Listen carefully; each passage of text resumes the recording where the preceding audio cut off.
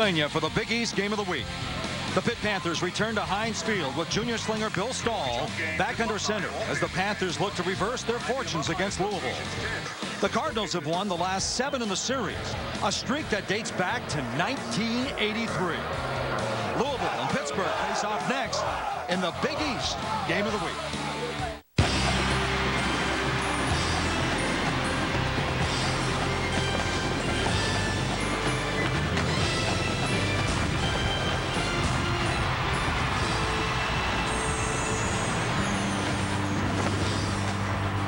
This afternoon, our Big East stage moves to Pittsburgh, Pennsylvania. We'll be moving inside Heinz Field, the home of the Pitt Panthers.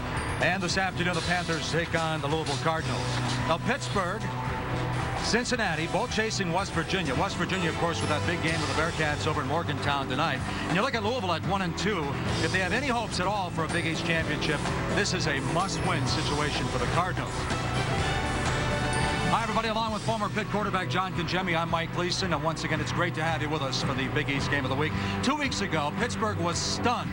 Rutgers put 54 points on the board. But, John, last week they bounced back with a quadruple overtime win at Notre Dame. And when they needed the big plays, they leaned on the running back, LaShawn McCoy. Well, Pitt's lucky to have LaShawn McCoy because he can change the game with one play or one run. He does everything really well, but he runs the football so effectively inside the tackles. 5 straight 100-yard games, 15 rushing touchdowns, Mike.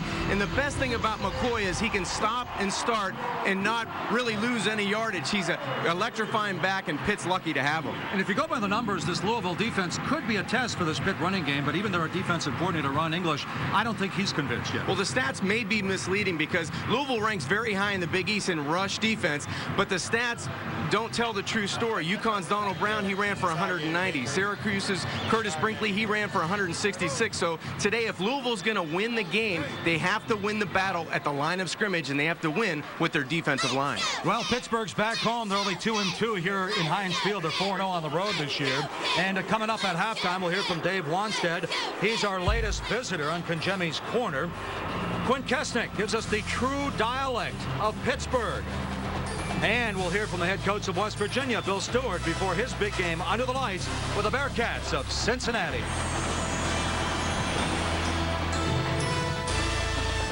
This is the world's most powerful ATV. It has the best power steering, the highest horsepower, the smoothest ride, the largest wheels, the highest clearance, and the most pulling power. Introducing the Polaris Sportsman XP, the world's most powerful ATV.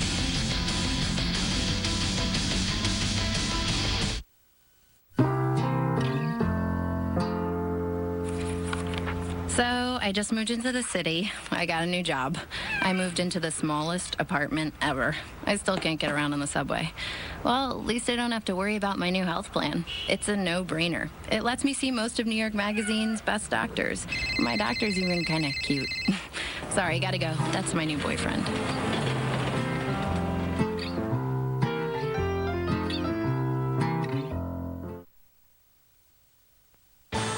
Today's Big East game is brought to you by Advance Auto Parts. Keep the wheels turning. Liberty Mutual Insurance. Responsibility. What's your policy? Champion. It's how you play.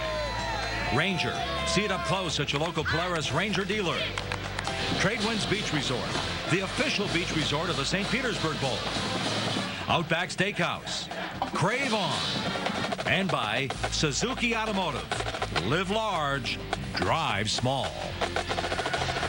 And welcome back to Pittsburgh. Before Louisville and the Pitt Panthers kick things off, let's check in with the third member of our broadcast team, Quint Kesnick. Quint? Mike, the emotional contrast between these two teams couldn't be any bigger. Pitt sky high after their win at Notre Dame last week. Dave Wanstead most concerned this week with how they handle the success of that big victory. Meanwhile, Louisville, you couldn't get any lower than the Cardinals are right now. A loss to Syracuse last week. That's the second year in a row that the Cardinals have lost to the Orange. No time to pout, though, if you're the Cardinals. Steve Kragthorpe and this team, cranky, crabby in warm-ups. Coach told us this week that he's upset as he has ever been. I think the emotional component, Mike, which team handles success or failure will be key. All right, thanks a lot, Quint. Really, the Cardinals could be sitting at 2-1, just like Pittsburgh. And John, let's look at our potential game-changing performer, brought to you by Pontiac. Yeah, and it's the young wide receiver for the Panthers, freshman Jonathan Baldwin. You know, just a phenomenal start. Only in 5 games, he has 3 touchdowns and 13 receptions. So this is a guy that really Bill Stahl can throw the football up and have confidence that he's going to go up and fight for it and come down with it. He's a game changer. Well, the last time we saw him in the Big East opener, he had 0 catches, and as you mentioned, 13 now on the season. And yesterday, sunny skies. It was a beautiful day. Now it's overcast and cloudy here in Pittsburgh. 47 degrees, and you look at the wind, just 11 miles per hour, so that's not going to be a factor. Pittsburgh has won the toss, decided to defer, so Louisville will take the ball. And there you see the deep end for the Cardinals now. Victor Anderson and Trent Guy.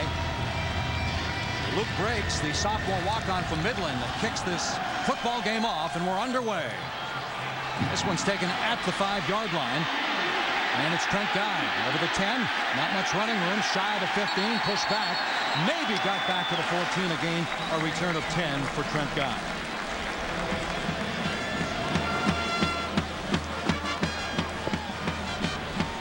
So the Louisville Cardinals shy of their 20-yard line. Last week, they opened up against Syracuse with a 93-yard march, and there's the quarterback, John. At least 1 touchdown pass, 7 straight games. Yeah, he's been throwing the football better as the season's gone on, but Hunter Cantwell, you know, the most popular guy is usually the backup quarterback, and he was the backup last year. Now he's had to manage the game, and it's taken him a while to get his feet underneath him, but he's been good lately. First play from scrimmage. They want to go upstairs. And he had his man looking for Troy Paisley, the 6'2 sophomore from Alliance, Ohio.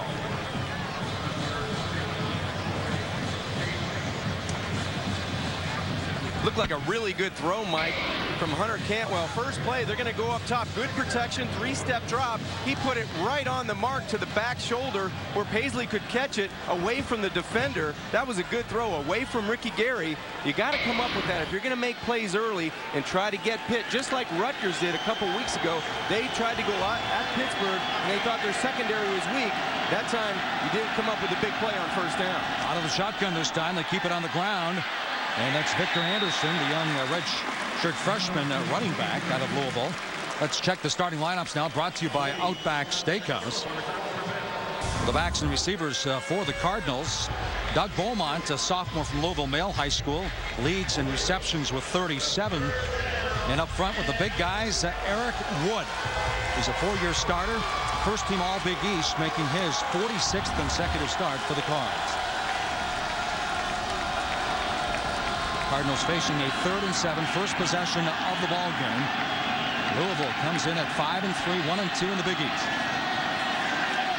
Cantwell looks, fires, finds his man wide open. Trent Guy up over the 35, dropped at about the 38-yard line. Scott McKillop making the stop after a gain of 22. And now Pittsburgh up front. You look at the defensive ends, Sheard and Greg Romeus, each with 4.5 sacks. And the linebackers, of course, Scott McKillop making that defensive stop for Pittsburgh. 10.5 tackles a game lead the Big East. And in the secondary, Eric Thatcher making his 21st consecutive start at free safety.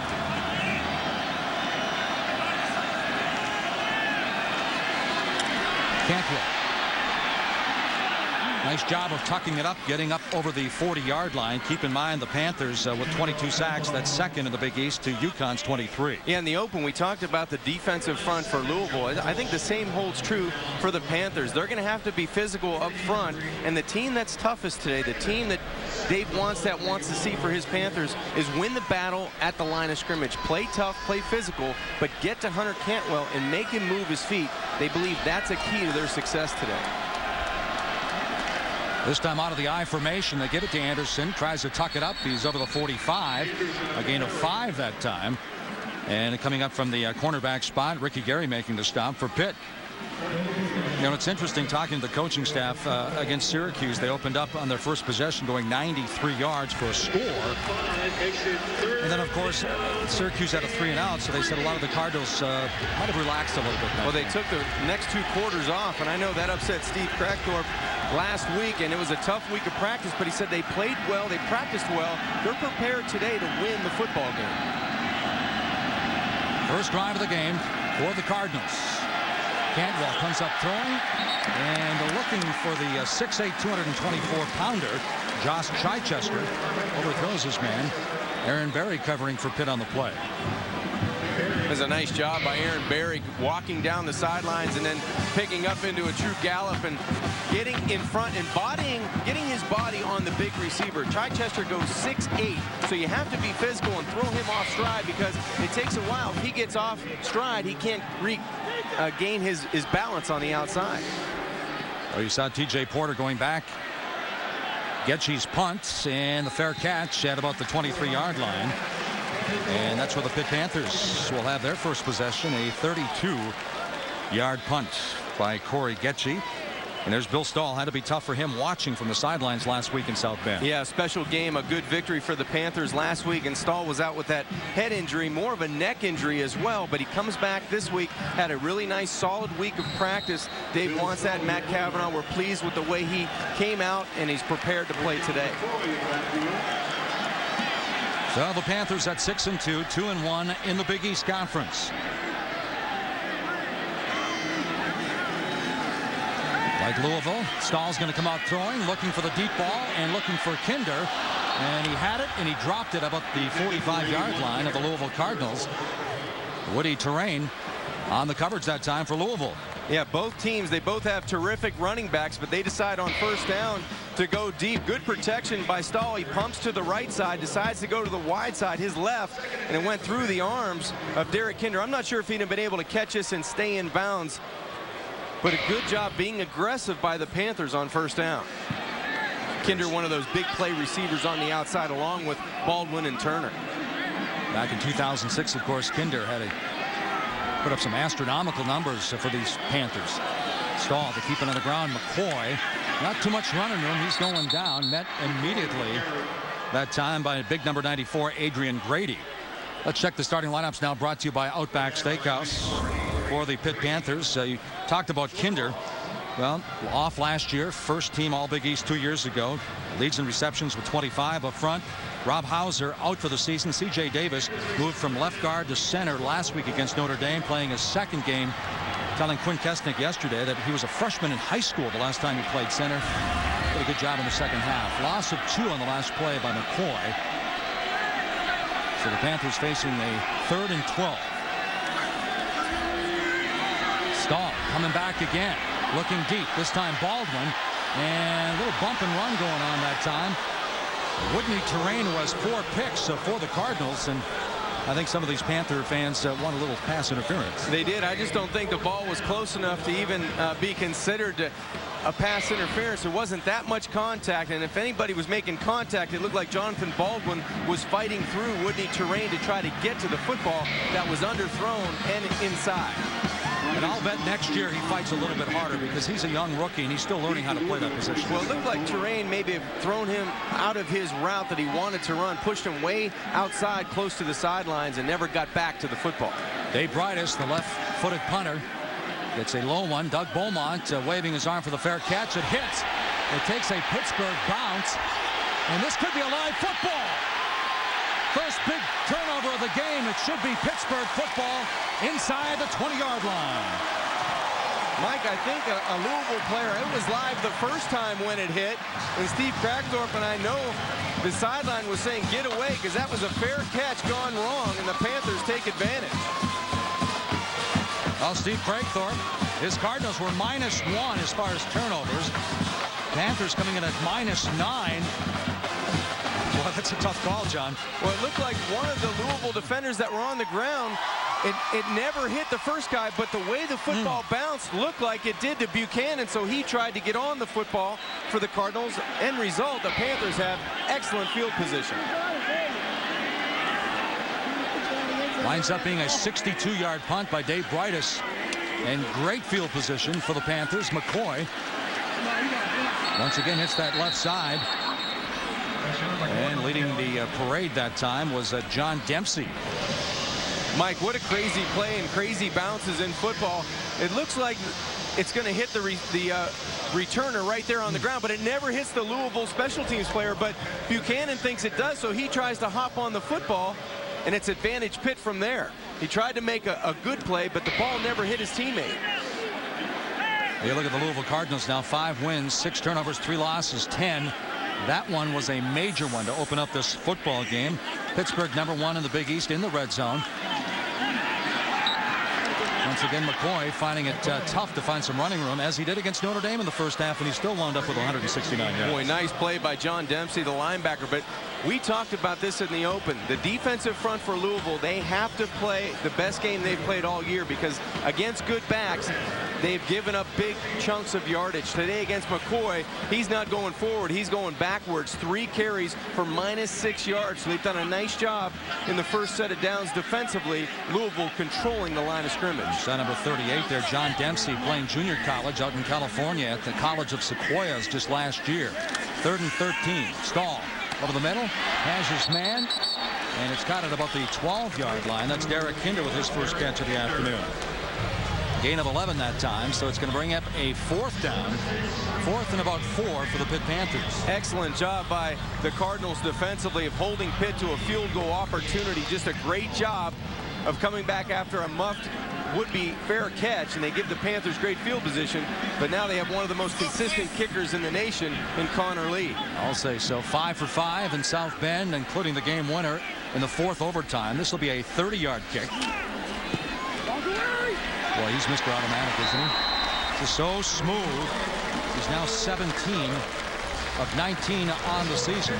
The big turnover for the Pitt Panthers, and Dave Wanstead's Panthers take the early lead on the 30-yard field goal.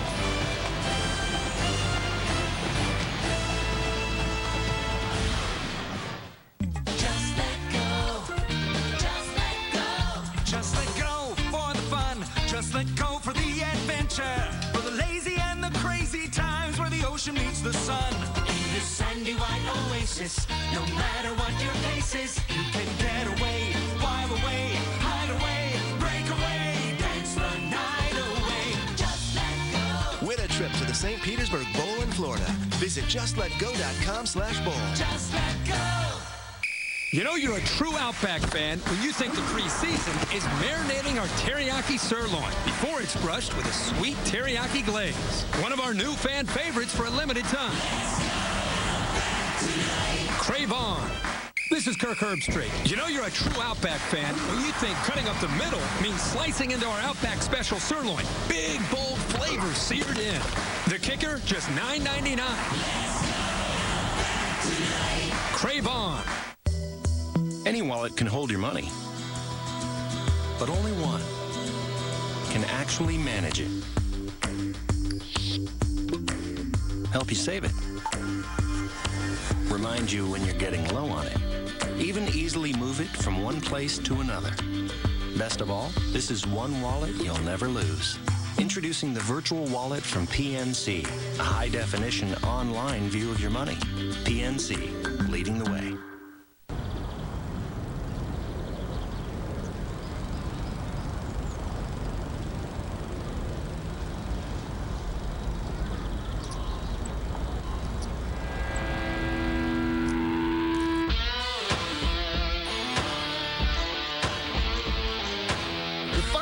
Castrol conventional motor oil and a Purelator Premium Plus oil filter, all for less than $20. There's no excuse not to change some oil. So whatever you're working on, Advance will help you keep the wheels turning.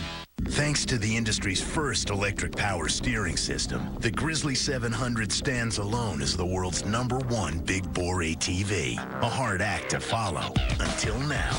The brand new Grizzly 550 with power steering. So you can pound it all day without feeling it the next day. The new Grizzly 550 with electric power steering from Yamaha. Now get a $400 Warn winch for just $69.95 plus special low financing. And back inside Heinz Field, 9:01 to go in the first quarter. You see Pittsburgh capitalizing on the big turnover on the punt. That's Doug Beaumont. who Buchanan thought that he had touched the football and really hadn't. There's the scoring drive, just 4 plays, 6 yards. Less than 2 minutes, a 30-yard field goal by Connor Lee. But you said that's a good job by Louisville. Well, they did a great job. You know, the strength of this team defensively is their defensive line, and they've been able to hold LaShawn McCoy to minus yardage early in this ball game. So they did a nice job giving the football up in great field position and only allowing Connor Lee to kick the field goal. Connor Lee, 5 for 5. We mentioned against Notre Dame, he was the Big East Special Teams Player of the Week. And Luke Briggs with his second kickoff of the afternoon.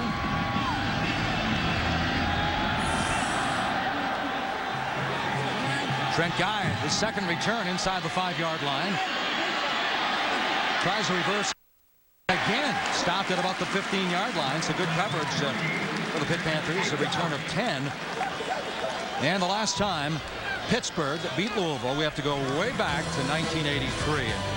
Look at this, number 15. Who is that guy? Man, I don't know. He's got a heck of a vertical go, Mike. John Conjummy, my partner, the quarterback for the Pitt Panthers. Oh, this is fun. This is Dwight Collins in the back of the end zone, and I think I go back to Dwight again. A little corner route, and then Bill Wallace, who had a big year that year, another wide receiver, catches the third touchdown on that evening. Well, John Conjummy with 3 touchdown passes. Here's what's at stake. Cardinals have won the last 7 against Pittsburgh, and again, 1983. Cardinals keep it on the ground, and this is a Guy, Trent Guy, wearing number 3. Last week wore number 84 at Syracuse in honor of Scott Young. Let's go back to 1983 when you threw those 3 touchdowns. The President of the United States, well, Ronald Reagan. Yeah. George H.W. Bush was the Vice President. Margaret Thatcher, Prime Minister. Boy, that seems like yesterday, doesn't it? For you, maybe, not for me. 1983, you know, 55-10 the final, 28 unanswered points in the second quarter for the Panthers. You scored too much because you got yanked in the fourth quarter. That's a good thing. They keep it on the ground. Bilal Powell with the carry. Jabal Sheard making the defensive stop. Powell, a sophomore from Lakeland, Florida. Jabal Sheard, 4.5 sacks, 5 passes broken up. He's only a sophomore. Romeus on the other side is a redshirt sophomore. Got some young players the Panthers do defensively, especially up front, that can create havoc and create their game breakers up front. So, and they're young guys too, so they're only going to get better, Mike. 2nd and 7 for Cantwell and company. Looking a little bit shy of Trent Guy, but again, he was wide open. Boy, that's a play you have to make, and that's the plays that Rutgers made against this secondary a couple weeks ago right here at Heinz Field. They were very accurate throwing the football, and Hunter Cantwell would love to have this football back because he has his wide receiver down these seams wide open. If he throws that football up, he's got a strong arm. He's got a cannon for a right arm. But Trent Guy all you need to do is throw that one up, put a little bit more air under it, and Trent Guy runs into the end zone untouched. Cantwell, 3rd and 7. Looks, fires, almost picked off by Berry. You know, John, it's interesting talking to the coaches. They had 16 days to prepare for Navy, who beat these guys last year, and they defended the option so well this year in the victory over Navy that when they played Rutgers, you could see the mental approach. These DBs were coming up still to stop the safety. They really were, and they were overplaying the run, but this time Berry makes an excellent break on the football. Nice anticipation on the corner. You have to have a short memory if you're going to play defensive back, and especially corner, and Berry has that. I said they're coming up to stop the safety. Of course, the safety's coming up to stop the option. That's what I meant to say. And Phil Bennett didn't like it, but he could understand it. TJ Porter back to receive the punt inside. His 20, takes it at the 15-yard line. Looking for that wall, trying to turn the corner.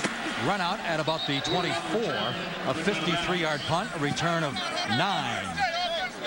Out of bounds by 35. So when we come back, LaShawn McCoy coming back to the field, 169 yards last week, and one of the top rushers in the Big East, if not all of the USA.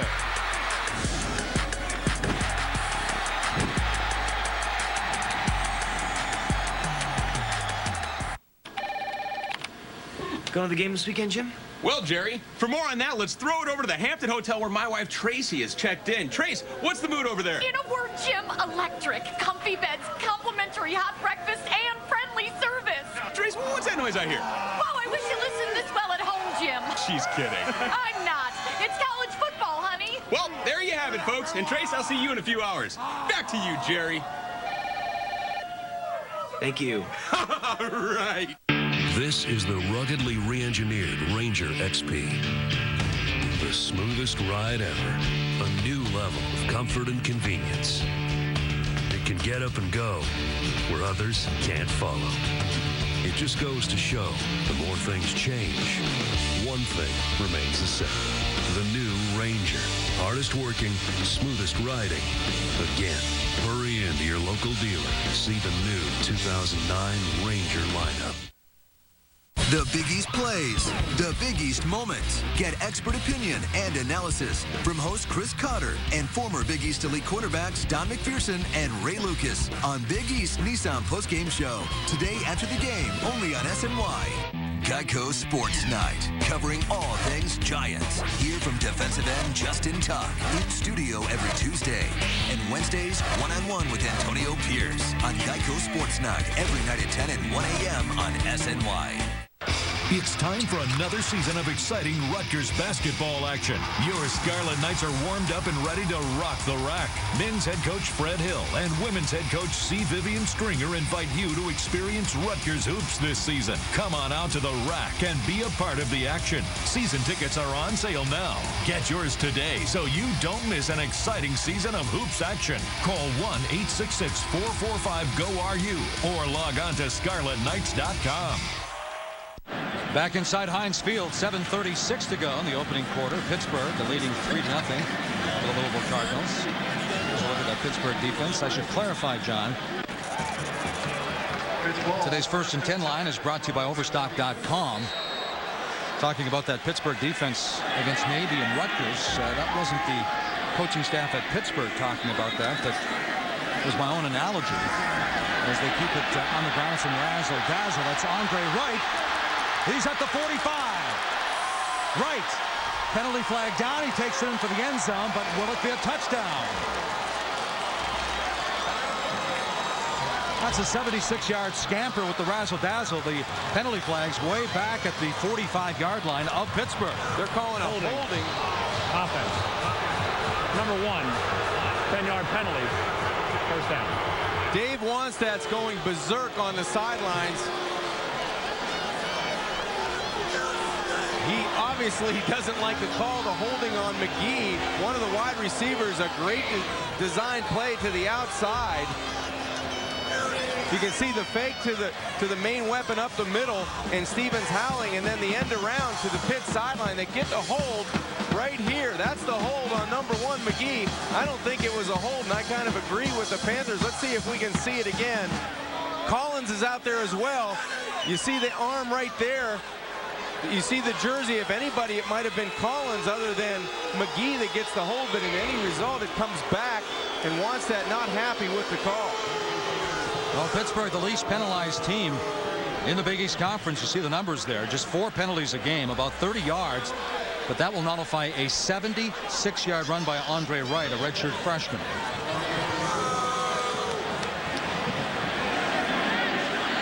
First and 10 for the Panthers. Back at the 34-yard line. Play action. Stahl looking deep over the middle. Has Baldwin. He's got it.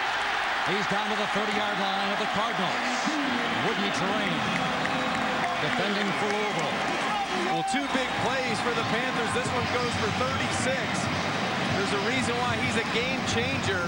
We talked about him earlier in the broadcast. Just nice play action and good protection by the backup running back, Stevens howling. He picks up, he makes it a guy miss in the backfield, a would-be tackler, and that gives Bill Stahl a lot of time to throw the football down the field to Jonathan Baldwin. Great job by Stevens howling, picking up on that play action protection. Again, Baldwin, a true freshman, averaging 21.5 yards a catch. Keep this one on the ground inside the 30-yard line. Boy, Stahl, after missing last week, he couldn't have placed that one any better. Yeah, that was a good throw down the field. The thing that surprises me about the Panthers so far is their inability to run the football. They've had 7 plays now, 6 of them for negative yards. And it looks like LaShawn McCoy's a little banged up. They're physical right now. That Louisville front 7 is playing so physical up front. He's been struggling a little bit, Mike, in this game because there's no running room. There is nowhere to run the football. You see him stop and then start again. McCoy's at his best when he can go north and south with the burst through the hole and get to the secondary. Right now, there's no running room in between those tackles. -5 yards. He comes in averaging about 126, just under 126 yards a game. And again, LaRod Stevens-Howling led this team in rushing 2 straight years before giving way to LaShawn McCoy, but you hate to lose McCoy. Stahl, nice job of regaining his footing. This is Pelusi down to the 15-yard line. John Pelusi, that's his 4th catch of the year. Whitney Terrain once again defending for Louisville. We're inside Heinz Field, the home of the Pitt Panthers, along with the Pittsburgh Steelers in Pittsburgh, Pennsylvania. It's Louisville and Pittsburgh, along with John Congemi, Quinn Keston, I'm Mike Gleason. Great to have you with us on the Big East game of the week. And again, the Cardinals, winners of 7 straight against Pitt. And Pittsburgh in the red zone. They have 1 field goal already. You see the numbers, 32 of 34. It's tied for 3rd, tops the Big East. Stevens-Howling weaves his way through traffic down to about the 12-yard line.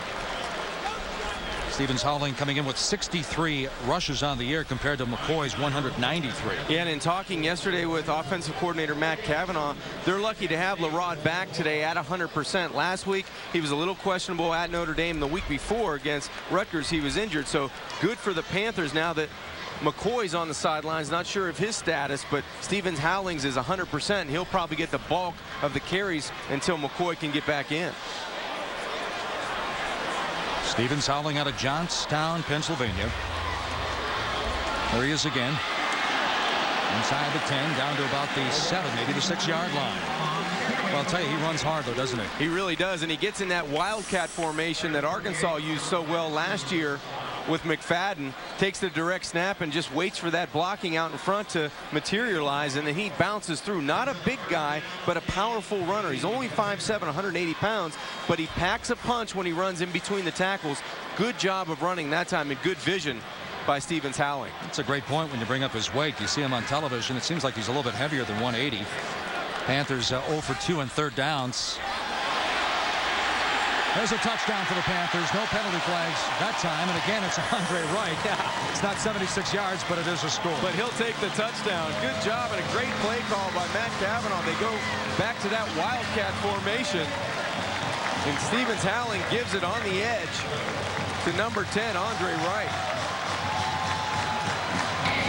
Boy, nice job of blocking and sealing the corner, and then it's just a sprint to the outside. Good blocking downfield as well by the wideouts for the Panthers. So coming on a 3rd down play, here comes Connor Lee already with a 30-yard field goal on for the extra point. And I didn't want to bring it up, John, but he was 100 of 100. Now he's 101 of 101. 7 plays, 76 yards, just 3:24, 10-0 Pittsburgh. Huge game coming up in Morgantown tonight. Joining us by phone, the head coach of West Virginia, Bill Stewart, when we come back. If not for you, I would know nothing of. The moon would rise, the stars would shine, just like they always do. But not for me, not for me, if not for you.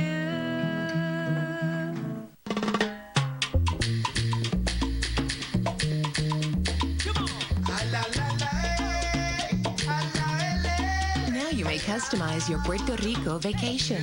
Special offers from August 1st through November 30th. Book now on gotopuertorico.com.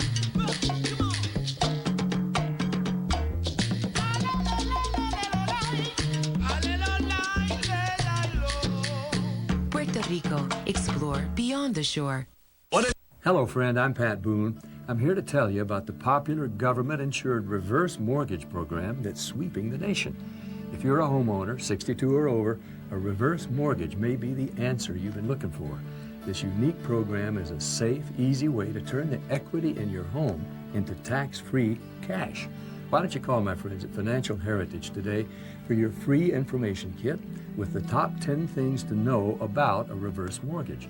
It explains how you can keep your home, eliminate your house payment, and use the money for anything from paying bills to taking that long-awaited vacation. I have such a great life now. It was very simple and easy to understand.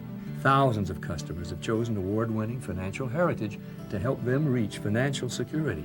So if you or somebody you know is 62 or over, call now for your free information kit and make your dreams finally come true. There's no obligation, so call now.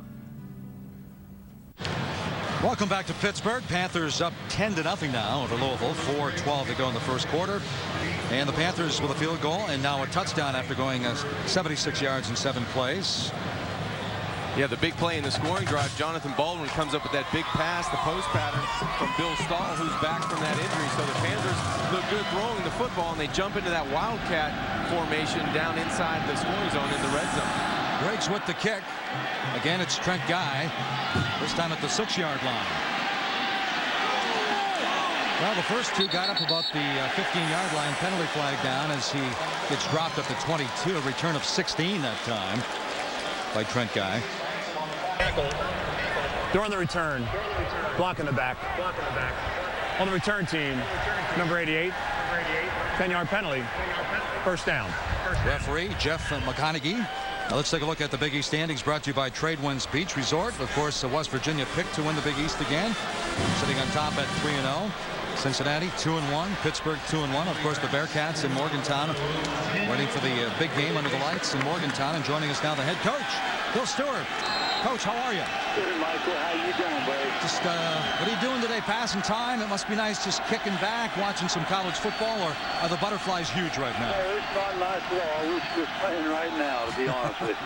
Well, Coach, you know, you talk about rhythm and you talk about wanting to start fast, and that's something you guys have struggled with the last couple of games. You found ways to win games, but you'd like to start a little faster, wouldn't you say? John, we surely would, and we hope we do today. We better today because I'll tell you, this attack Cincinnati's going to bring to town is going to be very lethal, and we really need to be on our A game early.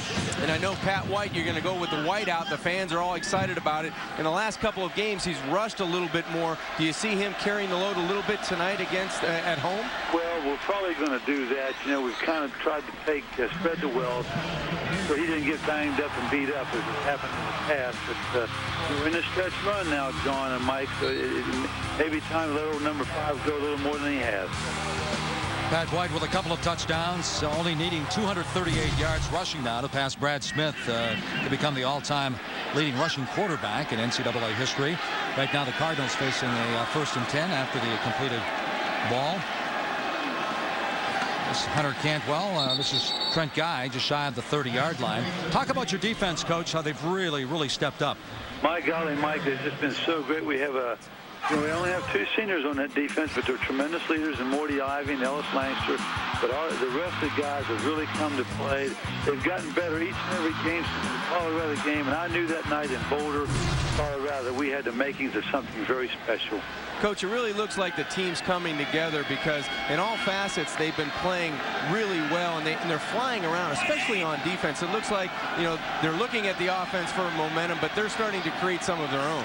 But we've been very blessed. We had nice interceptions. We knocked some balls loose last week, John, and you know, that's just the best thing. If we can just continue to create some turnovers and get them and not turn the ball over, we've been blessed not turning them. If we can just keep that going, and things, you know, that's the way you play the game. You just have to play as penalty-free as you can and try not to turn the ball over. Hey, Coach, speaking of your defense, Brandon Hogan, the offensive whiz from Virginia, first year, only a sophomore playing cornerback, 2 picks last week. What does that do for his confidence now? Well, it did a lot for him. It did a lot for me. The offensive staff wouldn't speak to me for a month when I moved him back in camp. And but anyhow, he's just come on to play. He's such a tremendous athlete, and we were just really thrilled. And you know, that stuff, it just becomes infectious, and that's what we need to do Mike and John. We just need to get more picks, create some more turnovers, and us ourselves not turn it over. Well, Coach, you know, offensively, you've been successful. Defensively, since that Colorado game, they've really come on. Have you had a good talk with that special team coach finally? Have you gotten him squared away? Well, I tell you, he and the head coach don't scream at each other anymore. I can promise that. One day last week, they said, who's he talking at? I was just into a tirade, and I heard one say himself. So I've been locking myself in the meeting rooms. I'm just so frustrated on our kickoff coverage, but other than that, we've been playing outstanding special teams. We're going to get that fixed today, hopefully. Well, Coach, thanks for calling in, and best wishes tonight under the lights against Cincinnati. Mike, thanks for good luck. What you and John doing. Really appreciate you having me on. Thanks, Coach. Thanks, Coach. West Virginia 14-1 the last 15 home games. And there's Victor Anderson now, the young freshman running back. Williams misses him. He's out of bounds. Moving the chains again. Aaron Berry giving chase.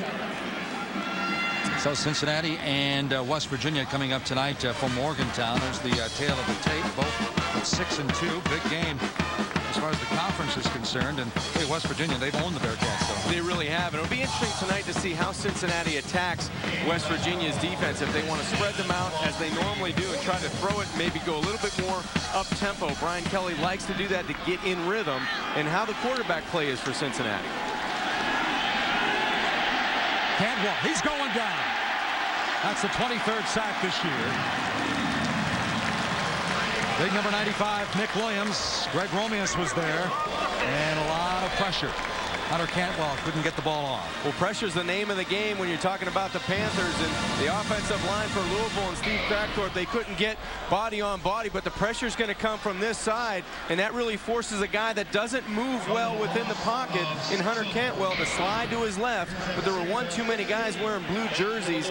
You can see one sack today, and it's first in the Big East, the Panthers defense, when it comes to sacks. So these guys know how to put pressure on, and with a guy that lacks mobility, it could be a long afternoon. Loss of 6 on that last play.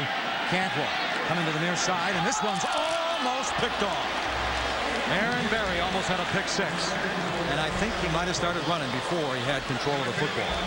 Well, that's one ball. Hunter Cantwell tried to go to the near side against Berry last series, and Berry got his hand on the football. This is a good ball on the outside, but it's a long throw. The receiver didn't come out of the break as quickly as he would have liked, and Berry anticipated wonderfully. Watch Berry come in, undercut the route. If he catches that ball, it's 6 points. Intended receiver, Doug Beaumont. 3rd and 16. This one's over the middle, some miscommunication that time. They were looking for Chris Vaughn, the senior out of New Haven, Connecticut, and Cantwell heads for the sidelines. And Corey Getchie, the punter. That's got to be frustrating, Mike, for Steve Kragthorpe and offensive coordinator Jeff Braun. They get a nice run on the outside by Victor Anderson, but you don't manage the offense. You don't get any rhythm, and they're talking about the different reads on the sidelines that the quarterback saw, and maybe the head coach didn't agree. Getchie, beautiful kick. T.J. Porter calls for the fair catch at the 12-yard line. 51-yard punt that time by Corey Getchie. He came in only averaging 38.5. So T.J. Porter wasn't inside the 10, looks over the sidelines, and they're asking him why didn't he run it back. You're never happy on special teams, that's for sure. But Hunter Cantwell on the other sideline trying to get it straightened out, as well as Bill Stahl back for the Panthers. Thrown a couple nice balls early in this game. He had one that opened up, went right through a receiver's hands, and then he had the big post pattern to Jonathan Baldwin early. So trying to get some rhythm with bad field position. I'm not sure if LaShawn McCoy's back into the game yet. Couldn't peek into that huddle. Looks like he's back in there. Yeah, we saw both teams testing each other early. Is the test over? Now it's a chess match? Well, now it's more about how physical can you be on the offensive line for the Panthers offense. Some razzle-dazzle. This one went for 76 last time, and just shy of the 20-yard line. L.D. Scott came up to make the stop. That time it's Derek Kinder.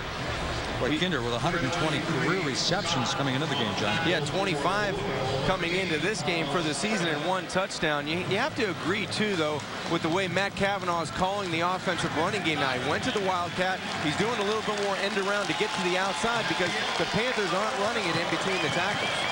Well, time has expired. That's it for the first of 15 minutes, and the Pitt Panthers head down to the other side of the field. And when we come back here in the second quarter, it's been all Pittsburgh.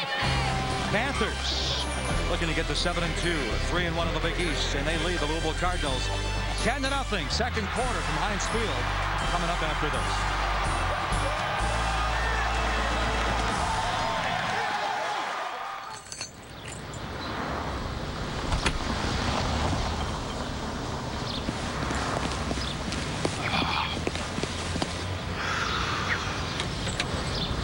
A lot goes through your mind after an accident. But with Liberty Mutual, insurance issues won't. Man. Because we offer unlimited rental coverage, new car replacement, and accident forgiveness to help ease your mind. And that's our policy. Liberty Mutual Insurance.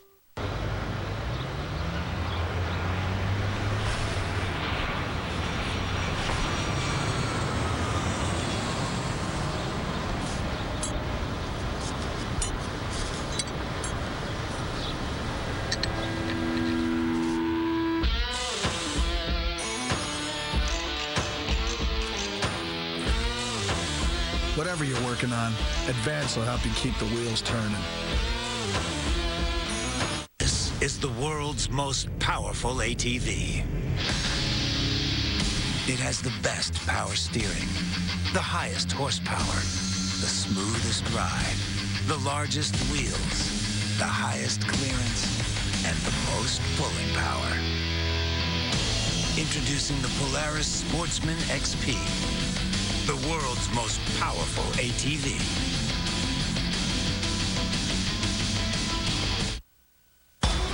The Charleston Classic is coming to the brand new Carolina First Center for the inaugural event. Be there as Clemson, College of Charleston, ETSU, Hofstra, SIU Edwardsville, TCU, Temple, and Western Michigan square off on November 14th through the 16th for 3 action-packed days and 12 fantastic matchups. Travel packs are on sale now. For tickets, call 843-953-2632 or visit charlestonclassic.com. Get your tickets now. I really got sick and tired of every day when I met somebody. They would look at the top of my head, and then they'd look me in the face. I think my hair looks better now than it did when I was in my 20s. Hey, some people are beautiful bald, but it wasn't for me. I feel great about myself now. I look the way I think I'm supposed to look. It was like a dream come true for me because I wanted my own hair back. The Bosley treatment's absolutely exceeded my expectations, no question about it. This is all me, so I'm thrilled. I finally enjoy getting a haircut. Now that I see the results, I wish I would have done it 4 or 5 years sooner. I'm really excited about having my hair back. When it comes to going bald, you now have a choice. To find out more about this clinically proven permanent hair loss solution from Bosley, call to receive this free guidebook, medical report, and DVD. This is the only permanent solution to hair loss. Choose to do something about your hair loss. Call 1-888-808-6646. That's 1-888-808-6646 or go online to bosley.com today.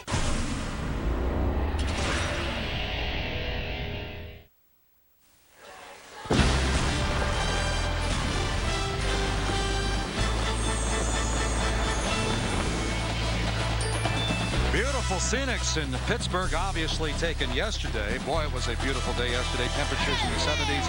Overcast today, but a lot of smiles with Pittsburgh on top, 10-0. Heinz Field, where the Three Rivers join just outside the stadium here, and Bill Stahl working inside his 20-yard line, looking deep for the home run ball, and he overshoots his man. Let's go downstairs with Quinn. Mike, Pitt fans held their breath when LaShawn McCoy came out of the game early in that first quarter. A bit dinged up. He was fine, though, during that touchdown drive. A bigger concern, though, the health of Lerod Stevens-Howling. They took him inside the locker room. X-rays on his left thumb appear to be good for him. He came back out. They retaped his thumb. He put a glove on, and he's got his helmet in his hand. All right, thanks, Quint. They refer to themselves as Mario and Luigi. And you hit the nail on the head, and he's probably more banged up than Shady is. Yeah, and you need both of those guys because they're valuable in pass protection. They both can catch the football. Stahl over the middle has his man, and it's Kinder.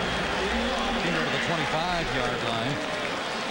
And you look at the two-headed monster of that offensive backfield for Pittsburgh, Stevens-Howling and McCoy. And yeah, McCoy's been -5. Yeah, he's been held to -5 on 4 rushes, and Howling Stevens Howling only 7 yards. But these are the two guys. It's a 1-2 combination. Everybody talks about LeSean McCoy and his dominance, and he is very dominant, one of the best backs in the country. But without LeRod Stevens Howling doing all the little things, the special teams guy catching it out of the backfield, they complement each other very well. Great relationship. McCoy will be the first to tell you last year he was struggling against Cincinnati, and he took him out of the game, and Stevens Howling wound up rushing for 100 yards in the game-winning touchdown against the Bearcats. Player down for the Louisville Cardinals. Second quarter, if you just joined us here in the Big East game of the week, it's Greg Scruggs. Or Johnny Patrick, the cornerback. Looked like one of his own players, his teammates, gets him with the helmet right there. The free safety coming in and trying to make a big play from the backfield is Thomas. And that happens on defense more than you think. And no one feels worse than Thomas, the guy that was trying to deliver the blow on the Panthers, Kinder, the wideout. Same thing happened against Bowling Green with McKillop and Adam Gunn. Yeah, that's right.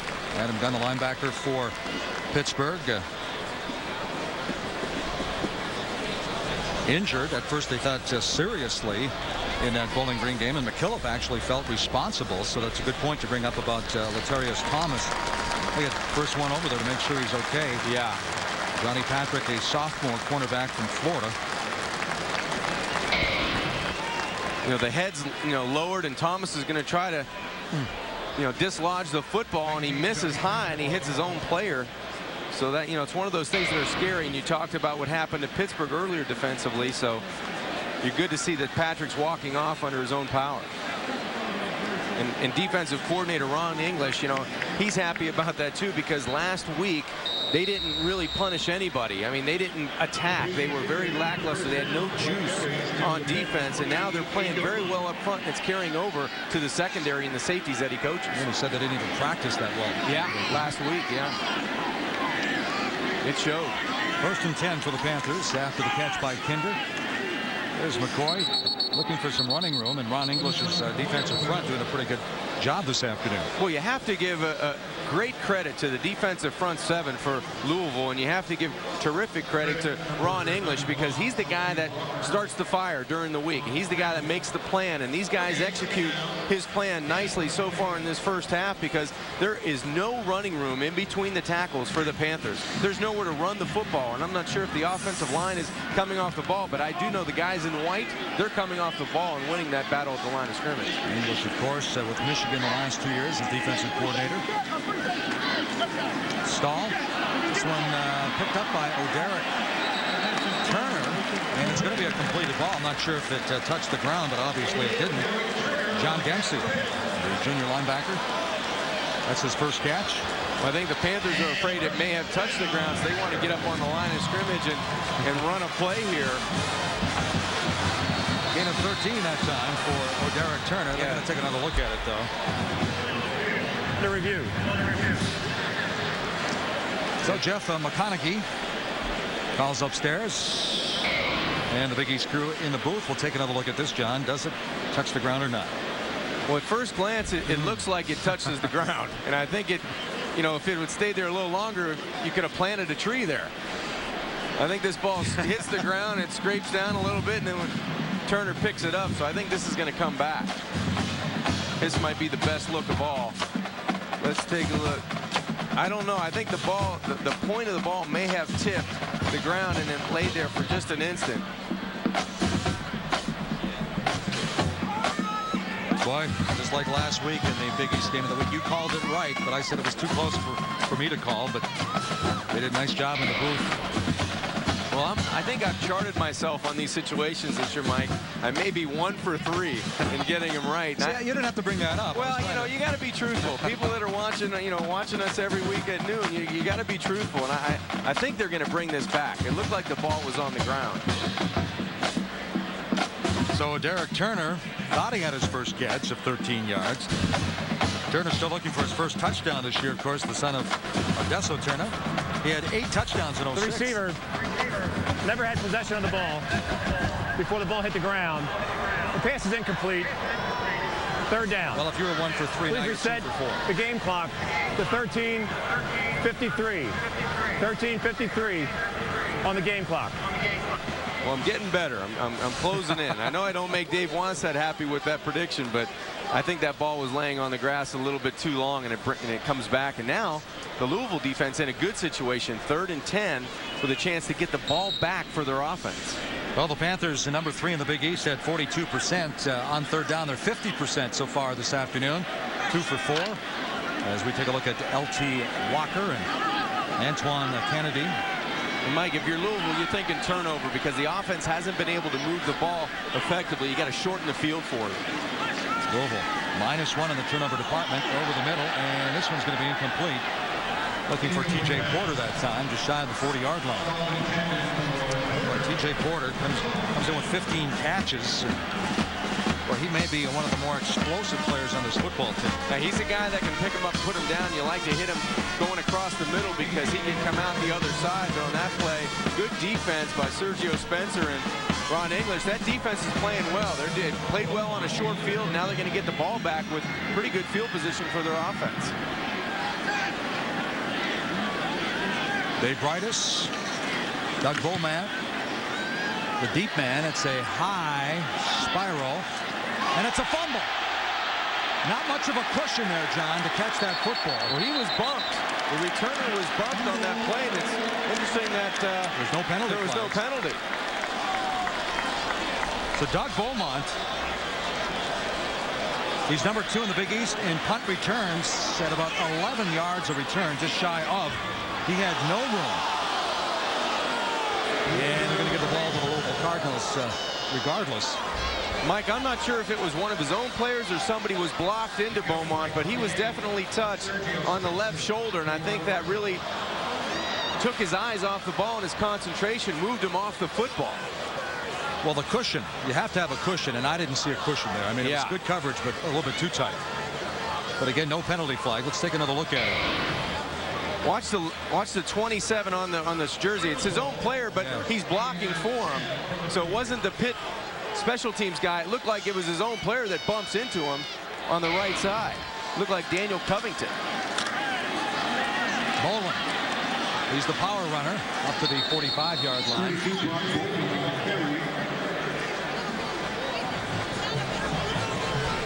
And this is a guy in Brock Bolin that's back from injury. He wasn't 100% last week, but he can play multiple positions for Steve Kragthorpe, and offensive coordinator Jeff Brom does a lot.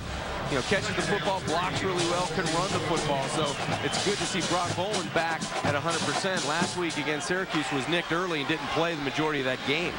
Last year he scored the winning touchdown in this game. With 1:54 to go. This is Bolin again. Bill Bennett, the defensive coordinator from Pittsburgh, saying they have a nice blend of running backs. They have 3 backs that carry the ball. Yeah, they talk about offensively spread the pain, because as a running back, you're going to get hit and you're going to have a lot of bumps and bruises. So they try to spread the pain at running back with Bolin and Victor Anderson and Powell and Joe Tronzo. A lot of guys try to do multiple things for the Cardinals. 3rd and 1 for the Cardinals on the year, 41% out of the I formation. Joe Tronzo, the big fullback, leading the way. Bolin picks up the first down. Boy, lowers that shoulder. He's got some power, huh? He's a big back, and he's a strong back. 6 foot, 238 pounds. Like I said, he can do a lot of things, but that's one thing he really does well, Mike, is lower the shoulder, get that pad level low. Once he decides to go north and south, watch him finish the run. Right there, he finishes the run on Don DeSico. It takes him about 5 yards down the field. You know, John, DeSico's not that small, 6'3", 220. I know. That just shows you the power that Brock has. First time the Cardinals have crossed midfield this afternoon here in the second quarter. There they have the end around.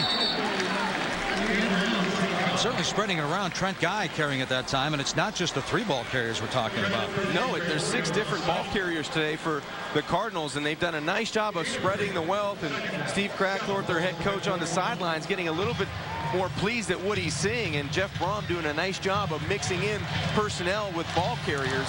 You have to credit the linemen on both sides for the Cardinals. The offensive line is now starting to dominate the Panthers a little bit up front. Victor Anderson back in the backfield for the Cardinals. This is Anderson with a call. Inside the 40-yard line. And big number 91, Greg Romeus making the initial contact for the Pitt Panthers. You know, Mike, there's a guy that we really haven't mentioned a lot, and that's Scott McKillop, the middle linebacker for the Panthers. He's really been a ghost so far this afternoon, and that's one thing he hasn't been in his career. He's been all over the field for the Panthers. He's 9th in tackles for loss. He's 10th nationally in total tackles with over 10 a game. And this is a guy that Louisville's doing a nice job controlling because he makes a lot of plays for this Panther defense. McKillop with 15 tackles against Notre Dame. Cantwell comes out firing and looking for his tight end that time, Johnny Burns. A little bit short. And Hunter Cantwell, I thought it was interesting. Jeff Brom said, very talented quarterback, but this is the first year that he's had a chance to play. Of course, Brian Brom was there in front of him. He said he's finding out you need more than just a strong arm. And they're going to go for this, Mike, on 4th down, 4th and short. Little gamble here by head coach Steve Cragthorpe. On 4th down, they're 54%. That's second in the Big East, and they're going to call a timeout and maybe think about this. 30 seconds. So the Cardinals down to 2 timeouts now with 10:29 to go, and Pittsburgh still with all 3. Steve Cragthorpe, while watching his quarterback go 3 for 10 here with 35 yards. And you talk about, you know, a new quarterback. Well, he's been in the system for a long time, but he hasn't had the experience of playing. And it's more than just having a strong arm. You have to be able to go out and manage a football game and be able to direct a huddle, be able to get guys in the right spot. So, you know, it's a lot more than just going out and having a strong arm. And Brom didn't mean that as a derogatory remark either. He just said there is, like you said, there's so much more. Playing time. Yeah. The backup quarterback's always the most popular guy anyway in the stadium. Hey fans, you can win a trip and game tickets to Tradewinds Beach Resort and the St. Petersburg Bowl in warm and sunny Florida. Register to win at justletgo.com/bowl or stpetersburgbowl.com. That's justletgo.com/bowl or stpetersburgbowl.com. Well, the bowl season is coming up fast, John. It certainly is, and you know these two teams trying to fight to get in it. Of course, Pittsburgh becoming bowl eligible with that win over Notre Dame, and Louisville probably thought they would last week against Syracuse. 7 of 13 on 4th down this year, as John pointed out. Victor Anderson goes in motion. A lot of movement, and it's going to be the penalty on Louisville. And Steve Cragthorpe says, come on, guys, it's 4th down. We can't be doing this now. Number 82, 5-yard penalty, 4th down. Mike, these are the little things that really hurt them last week, and you can see the disappointment on the face of Steve Cragthorpe because they called timeout to talk about this situation. It's 4th down. They talk about it on the sidelines, and they still make the mistake coming out. So you try to coach up your players, but put them in a good situation. But advantage now for the Panthers. They get the football back. Getchie will be punting at about the 45-yard line. TJ Porter stops at the 10, waves. Fair catch at the 10-yard line. So once again, Pittsburgh 90 yards away from Pater. 32-yard punt. Steve Cragthorpe in his 2nd year with the Louisville Cardinals. 6-6 last year. No bowl game. Trying to get there this year. America's biggest automobile company and its dealers want to help get you the loan you need. It's General Motors financing that fits, offering access to millions of dollars and hundreds of lenders to help get you behind the wheel. And right now, during the Buick Pontiac GMC Red Tag event, the price on the tag is the price you pay. It's our way of putting you and America in the driver's seat. See your local Buick Pontiac GMC dealer today. What was the first thing your husband said to you that morning? He looked at me and said, Susan, where am I? And why was that upsetting for you? My name is Diane. I need that lawyer. Give me a lawyer.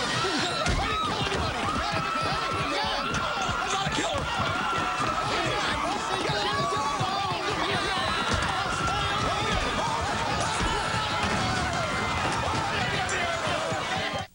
You know you're a true Outback fan when you think the preseason is marinating our teriyaki sirloin before it's brushed with a sweet teriyaki glaze. One of our new fan favorites for a limited time. Crave on. This is Kirk Herbstreit. You know you're a true Outback fan when you think cutting up the middle means slicing into our Outback Special Sirloin. Big, bold flavor seared in. The kicker, just $9.99. Hey, I got you a present. Oh, you are so sweet. Sometimes it's good to have 2 triple cheeseburgers. What's the flour for? And until November 16th, you can get 2 big, beefy triple cheeseburgers at McDonald's for just $3. Hey, with a deal this good, nobody's gonna pass it up. Is it hot? It's hot. On game day, it's all about performance, drive, and commitment. But off the field, I still need to look like a pro. With a size 42 waist, it's hard to find my size in department stores. That's when I found Casual Male XL. Now, you can find your style in your sizes at the new Casual Male XL in New Hyde Park, located in Lake Success Shopping Center. My game plan's still the same, but now it's got a lot more style. Casual Male XL. Life's better when it fits. Pittsburgh, Pennsylvania, the home of the Steelers. On Saturdays, the home of the Pitt Panthers. Louisville and Pittsburgh, the Big East game of the week. Heinz Field, along with John Congemi, the former Pittsburgh quarterback. Quinn Kesnick, I'm Mike Gleason. Great to have you with us. What's at stake? Well, Louisville's won the last 7 games against Pittsburgh. The last time the Panthers prevailed back in 1983. John Congemi, of course, the quarterback. Today's First and 10 line is brought to you by Overstock.com. Panthers, number 1 in the Big East, time of possession. They've had a lot of field to work with today. Yeah, terrible field position. The Panthers again start inside their own 10-yard line. Little play action from the end zone. Fires, had his man, and T.J. Porter dropped the football. So it's 10-0 Pittsburgh. They come in averaging just under 30 points a game. You take a look at the first quarter, and this was the first big turnover. Yeah, the miscue on the punt by Louisville. Buchanan tries to get on it. The Panthers finally get on it and leads to a 30-yard field goal by Connor Lee to start the scoring at 3-0. They get into that wildcat formation, and Wright goes 7 yards untouched inside to push the lead to the 10-0 for the Panthers. But it's been field position. You know, the Panthers have started inside the 20-yard line numerous occasions, and Louisville's done a nice job defensively, but nothing on offense. J.D. McCoy hit pretty hard that time by Latarius Thomas, the sophomore from New Smyrna Beach, Florida. McCoy trying to get something going offensively, but again, I go back to the Notre Dame game.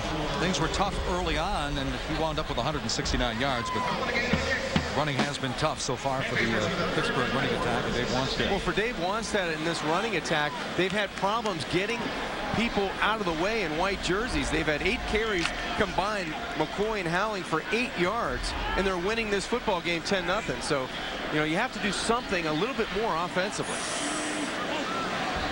Mentioned the 29.6 points a game. That's second in the Big East behind South Florida.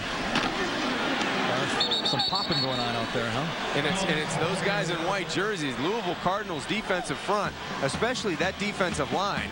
They're playing outstanding this afternoon. Dempsey, that linebacker, comes in with a big stick. But those guys, they are very difficult to move. Those guys with the hand in the dirt, the front 4 defensive linemen doing an excellent job of holding their own up front. L.T. Walker, you see running off the field.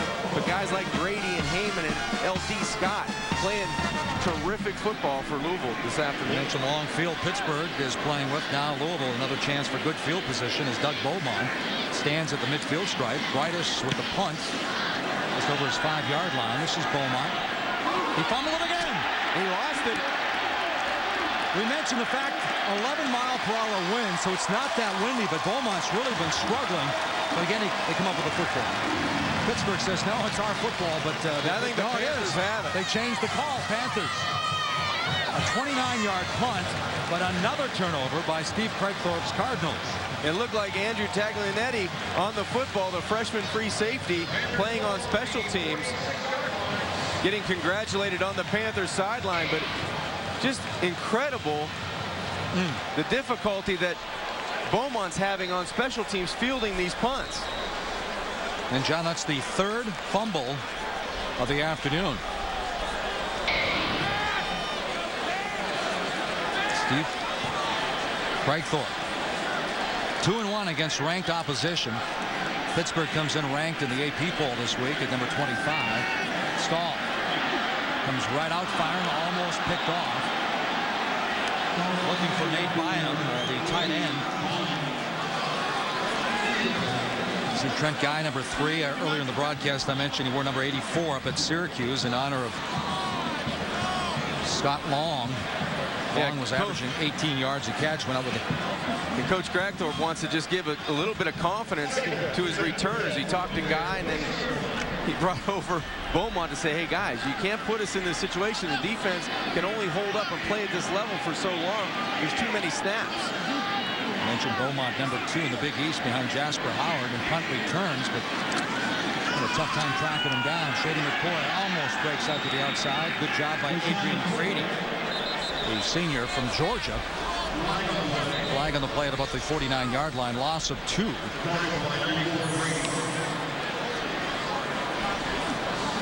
There's Andrew Taglianetti. The block punt. Block below the waist. Offense. Number 9. 15-yard penalty. Taken out. Boy, that's a big penalty against the Panthers with great field position. They've started with awful field position most of the afternoon, but on 2 muffed punts really have shortened the field. The first time they get it inside the 30, and now they get it about midfield, and the Panthers are going to be marching back or backwards towards their own goal line. I was just, we saw Andrew Taglianetti down on the sidelines moments ago. He's got 2 blocked punts already, and they've got 7 blocks for the year, but it hasn't been the blocks. The Cardinals just can't field the punt, right? So it's 2nd and 25 for the Pitt Panthers. 8:20 and counting here before halftime at Heinz Field. Panthers trying to snap a 7-game skid against these Cardinals. Stahl. Nice job that time by Nate Byam. The tight end out of Franklin, Pennsylvania, came in with 11 catches. You know, John, last year the tight ends combined for 49 catches, 584 yards. They really utilized the tight ends. They really try to, and it's your best friend if you can find him. This time he's trying to throw right in the zone. It's amazing concentration after getting sandwiched on the hit. It looked like Bynum got the shoulder, maybe a shoulder problem on that reception, but that was one heck of a catch and great concentration by Nate. Talk about some of these skilled athletes. Byam, ESPNU 150 recruit coming out of high school. Stahl, the shotgun, looking left, throwing left, and he has his man. This one's complete to Cedric McGee. His first catch of the afternoon, 19th for the season. Nice catch by Cedric McGee. The junior goes up and gets the football. Very difficult catch. The ball was thrown up and behind him, but a nice job of trying to stretch for the first down. But, you know, credit the penalty and the Cardinals defense again coming up big after giving the Panthers excellent field position. They do it again for their defensive coordinator, Ron English. They're playing terrific this afternoon. Mentioned McGee's first catch going for 12. Not enough for the first down, so Breitis kicking from the 35 this time. And the most nervous guy in the park right now is trying to field this punt. That would be Doug Beaumont. This one is high again. Beaumont backs up to the 15. Has it this time and cradles the ball at the 14-yard line. So we're going to take a timeout. A 38-yard punt that time. And Steve Breakthorpe in his 2nd year, trailing 10-0.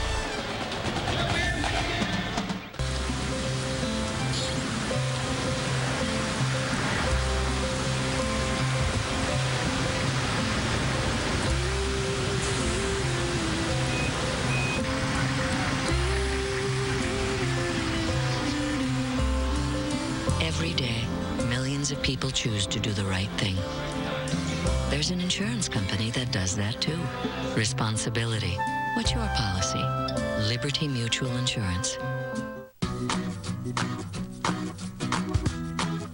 The Suzuki SX4 crossover gets 30 miles per gallon highway, has a pop-up Navi, available all-wheel drive, and starts under $16,000. So just because there's a gas crisis doesn't mean there has to be a fun crisis. The Suzuki SX4. Live large, drive small. Suzuki. Now get 0% financing on all 2009 Suzuki SX4s. Hurry in.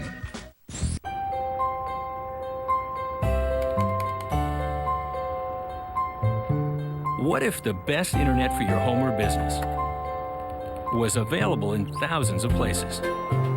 Introducing Optimum Wi-Fi, exclusively for Optimum Online customers. Get online at all the places you need to be. Optimum Wi-Fi. It's fast, free, and in more places every day. Visit OptimumWiFi.com to learn more.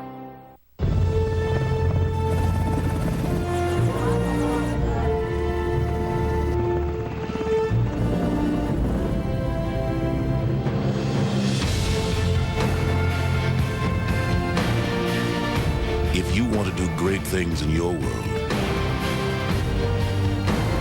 spend some time in ours.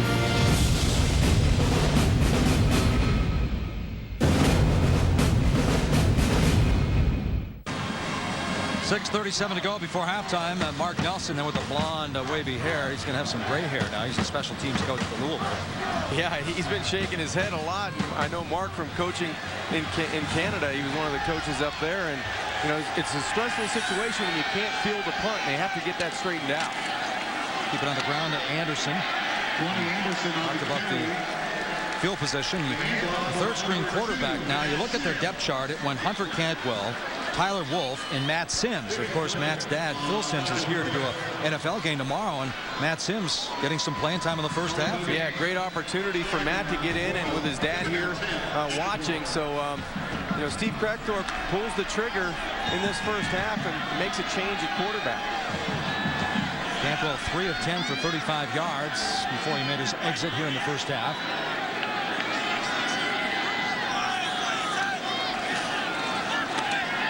Victor Anderson trying to turn the corner.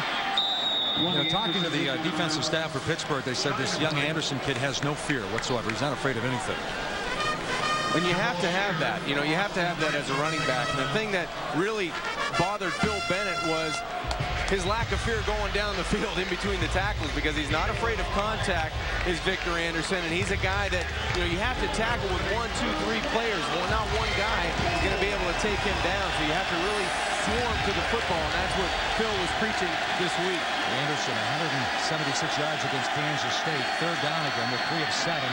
Sims batted down again. It's big number 91, the former basketball star. This guy's going to be a star in football. Absolutely. Greg Romeus, the guy out of Coral Springs, Florida, just gets a little vertical. Sims trying to throw on one of the quick slants. And a nice job of getting penetration by the Panthers defensive front. Snaps on the money. Sims looking left the whole way, and Romeus just reading the quarterback's eyes. And that lineman has to get on Romeus and get those hands down. Didn't help his quarterback out. Getchy inside the 10-yard line. The Porter picks it up at about the 40. He's got some green, hit hard. A good field position, a 42-yard kick and a 12-yard return. They're going to stop their Max Gruder.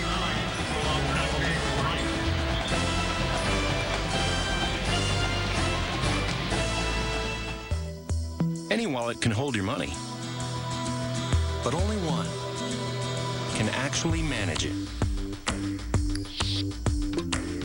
Help you save it. Remind you when you're getting low on it. Even easily move it from one place to another. Best of all, this is one wallet you'll never lose. Introducing the Virtual Wallet from PNC, a high-definition online view of your money.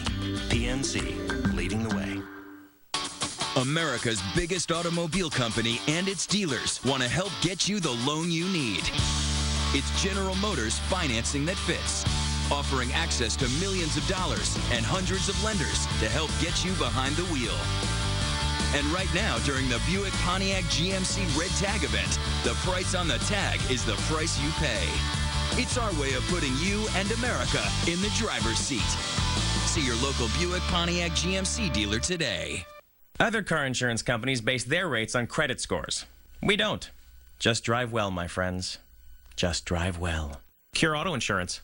Drive well. Unlike other insurance companies, credit scores mean nothing to us. If you can handle the wheel, we've got a deal. Don't look at me. I didn't write that. Cure Auto Insurance. Drive well. Some car insurance companies think credit scores and education have something to do with driving. Them. What? You can't say Cure, the official car insurance of Rutgers Athletics. Drive well. I promised you more. And Carol strikes again. Bob, at $7.99, this is the best value I've ever obtained for your customers. $7.99? Why didn't you tell me? I just bought one for over $2,000. If it makes you feel any better, I shopped our competitors, including a huge wholesale club. The lowest price was $1,600, and ours is all wood. Yeah, I feel like dancing a jig. I just blew $1,400. Ouch. The Bob's team strikes again.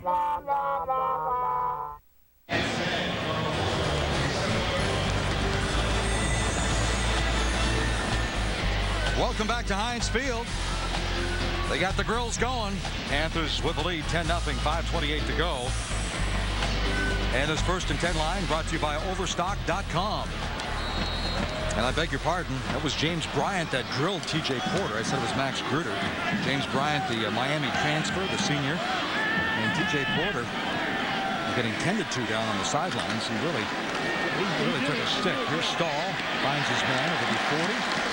And it's complete to Kinder. Gain of 9 that time. Derek Kinder.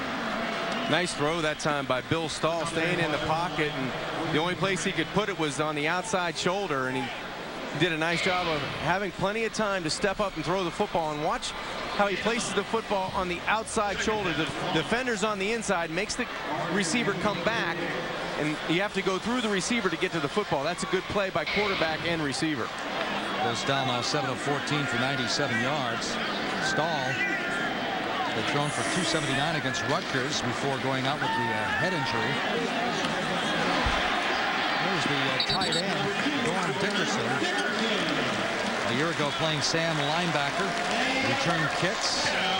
Dexter Heyman, the freshman linebacker, runs him out of bounds.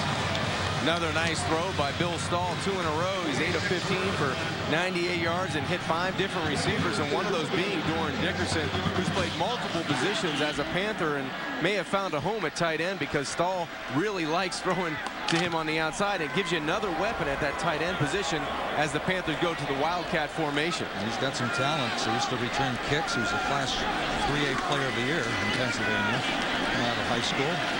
McCoy again, not too much running room against that Louisville defense.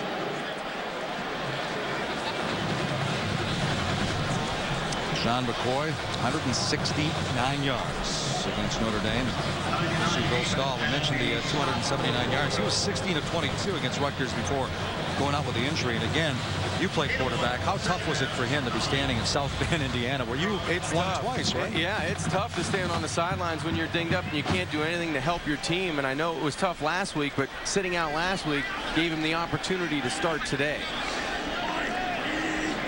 This time out of the I formation. No penalty flags. Stahl looking, finding his man, touchdown!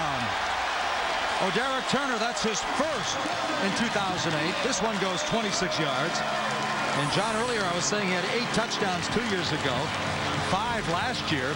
Finally gets into the end zone in 2008. Well, that's a good job by Stahl, putting a lot of air under the football and letting his receiver and trusting his receiver to go up and get it. Good protection again by the Panthers up front, but Stahl puts all kind of hang time on this pass, and he's going to let his receiver go up and get the football and fight for it. That's exactly what Turner did on the play. And Connor Lee, the senior place kicker. Tack on another PAT. Kick is good. 102 and 102 tries. That's not a bad average. Pretty solid.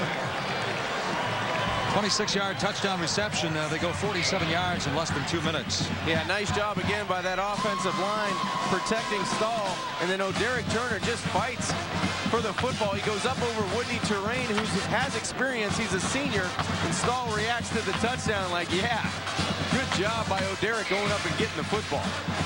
So Stahl, that's his 5th touchdown pass of the year, hitting over 60%. And you mentioned woody terrain last week against Syracuse, made a super play, saving a touchdown, and then about 3 plays later gave up a 38-yard score. Well, sometimes you just got to trust your receivers, and you have to let them go out and make plays. And as a quarterback, it's your job to put it close. And that time, the Panthers get great field position. They go 4 plays, 47 yards, under 2 minutes again on the scoring drive, and Turner makes them pay in the end zone.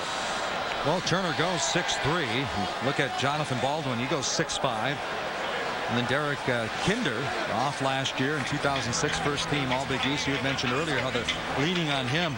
2 years ago, boy, he had some big catches. Kinder, a couple of years ago, one for 80, one for 78, one for 55 yards. Steve Freighthorpe now Trying to dig himself out of a hole on the road, not an easy task. Yeah, not an easy task, and he's just made a change at quarterback as well. So the guy with the most experience coming into today's game is Hunter Cantwell, the guy that started all season, and now you're going to put Matt Sims in a difficult situation. You want to get something on the board before halftime. You've got plenty of time. You still have 2 timeouts remaining and 3:30 on the clock. So the goal is to score on this drive. Luke Briggs with the kick, and it's going to be a short kick. Fielded by Trent Guy, and he goes out of bounds inside the 15-yard line. So why do you field that ball, Mike? Well, the momentum just carried him out. All right, let's take a look at this week's Suzuki College Way of Life, and let's go downstairs with Quinn Kesnick. Quinn, who do you have? Connor Lee, Pittsburgh kicker. I tell you, spend time with him. What a bright young man. He's already earned his degree here at Pitt, business and economics. He's actually in the Pittsburgh Cats graduate school. He's getting his MBA. Said his economics class, in light of what is going on Wall Street right now, is his most fascinating. He says, they've been looking at this recession, coming up with solutions. This kid has got a bright future, whether it's in the NFL or on Wall Street. And Quint, with all the success he's had kicking the football here, his brother Sean Lee at Penn State plays linebacker. And Connor says if he could switch, he'd play linebacker. Sims going upstairs. And a lot of bumping and shoving going on, but the penalty flag is dropped actually in the backfield. 2 flags. Shot flags on the play. Offense. Yeah, you're right, John. 2 penalty flags down on the play. Way up at the 40, and then one in the backfield at about the 9-yard line. Shot block on the offense. Pass interference on the defense. Number 17. Penalties offset. First down. We're going to see the pass interference with Aaron Berry getting a hand on the would-be receiver, and there you see pulling him back to try to get inside leverage again. There was a couple times you could have thrown that flag I was going to say. on Aaron Berry. And before Berry retaliated, actually Chichester had his hand kind of pushing out. This is Powell, puts his head down up to the 25-yard line. Scott McKillop comes up to make the tackle. You were talking about McKillop earlier, and it's amazing that behind H.B. Blakes that didn't even know anything about this guy. He went from unknown to All-American. Yeah, and just an incredible story. Last week he had 15 tackles at Notre Dame, 2 tackles for a loss. He's been on the national scene, though, the last couple of years, and everybody knows about him now. This one's batted down by some of the bigs, as Pittsburgh is getting a dent up front. Augustin Moustakis, the redshirt junior out of Cooper City, Florida. Moustakis and Rashad Duncan looked like inside for the Panthers that time, batting down the pass from Matt Sims. And you have to get something going offensively, and it looks like the Cardinals are going to try to spread it out and throw the football. Well, Phil Bennett, the defensive coordinator, saying that hoping that today is a good challenge to see if they can play defense the way they expect to play, and this one's complete up there. That might be offensive pass interference on the Cardinals. Troy Paisley, who had a touchdown grab and a drop last week in Syracuse. Jeff Brom saying he's probably the most talented of the receivers. Pass interference. Defense. Number 17. The ball he plays in the spot of the foul. Automatic first down. Back-to-back flags against Aaron Berry now. Yeah, let's take another look. There was some pushing and shoving going both ways, but definitely Berry may have got the last hand in, and that was what was seen by the official. And a good throw by Matt Sims on the run, a little rollout to his right side. As we approach 2.5 minutes, Sims buying some time, and he's going to get run out of bounds. That's Jabal Sheard, sophomore out of Hollywood Hills, Florida. Well, we talked about experience at the quarterback position, and the Cardinals have that lack of experience. And I know Matt tomorrow, a good coaching point. I'm sure his dad's going to tell him maybe later tonight or tomorrow, hey, throw that one away. That way you don't have to take the hit and maybe the loss of 5 yards. So that's something that comes with time.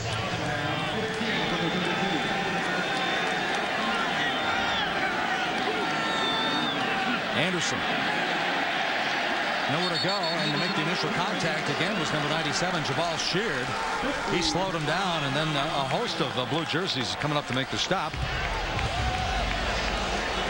There's Dad, Phil Sims, in for the CBS broadcast. The Steeler game tomorrow. Of course, the Super Bowl winning quarterback with the New York Giants. Brother Chris Sims played at Texas, later with Tampa Bay. Yeah, proud dad. He's got kids playing football all over the country in the NFL and now in college football. He has a reason to feel good about it. Again, the depth chart, Sims was third on the depth chart coming in. I wonder if the dad is surprised to see his kid play. Anderson turns, gets up to the midfield stripe. And Victor Anderson, just 5'9", 182 pounds. Elijah Fields finally making the stop. It's a nice call by Jeff Brom and not getting away from the running game because Victor Anderson has had some nice runs in this first half. It's just that the Cardinals really can't overcome their own mistakes on special teams. Today's First and 10 line is brought to you by Overstock.com. Sims steps up in the pocket, fires, and overshoots his man, looking for Chichester. Sims from Franklin Lake, New Jersey, a redshirt freshman. Nice decision that time by Matt, just trying to throw the football away. He had two receivers running down the short side of the field, kind of running the same pattern, didn't like what he saw, and throws the football away. Cantwell was 3 of 10, and right now Sims is 0 for 3 since replacing Cantwell here in the second quarter. Minute 20 to go before halftime.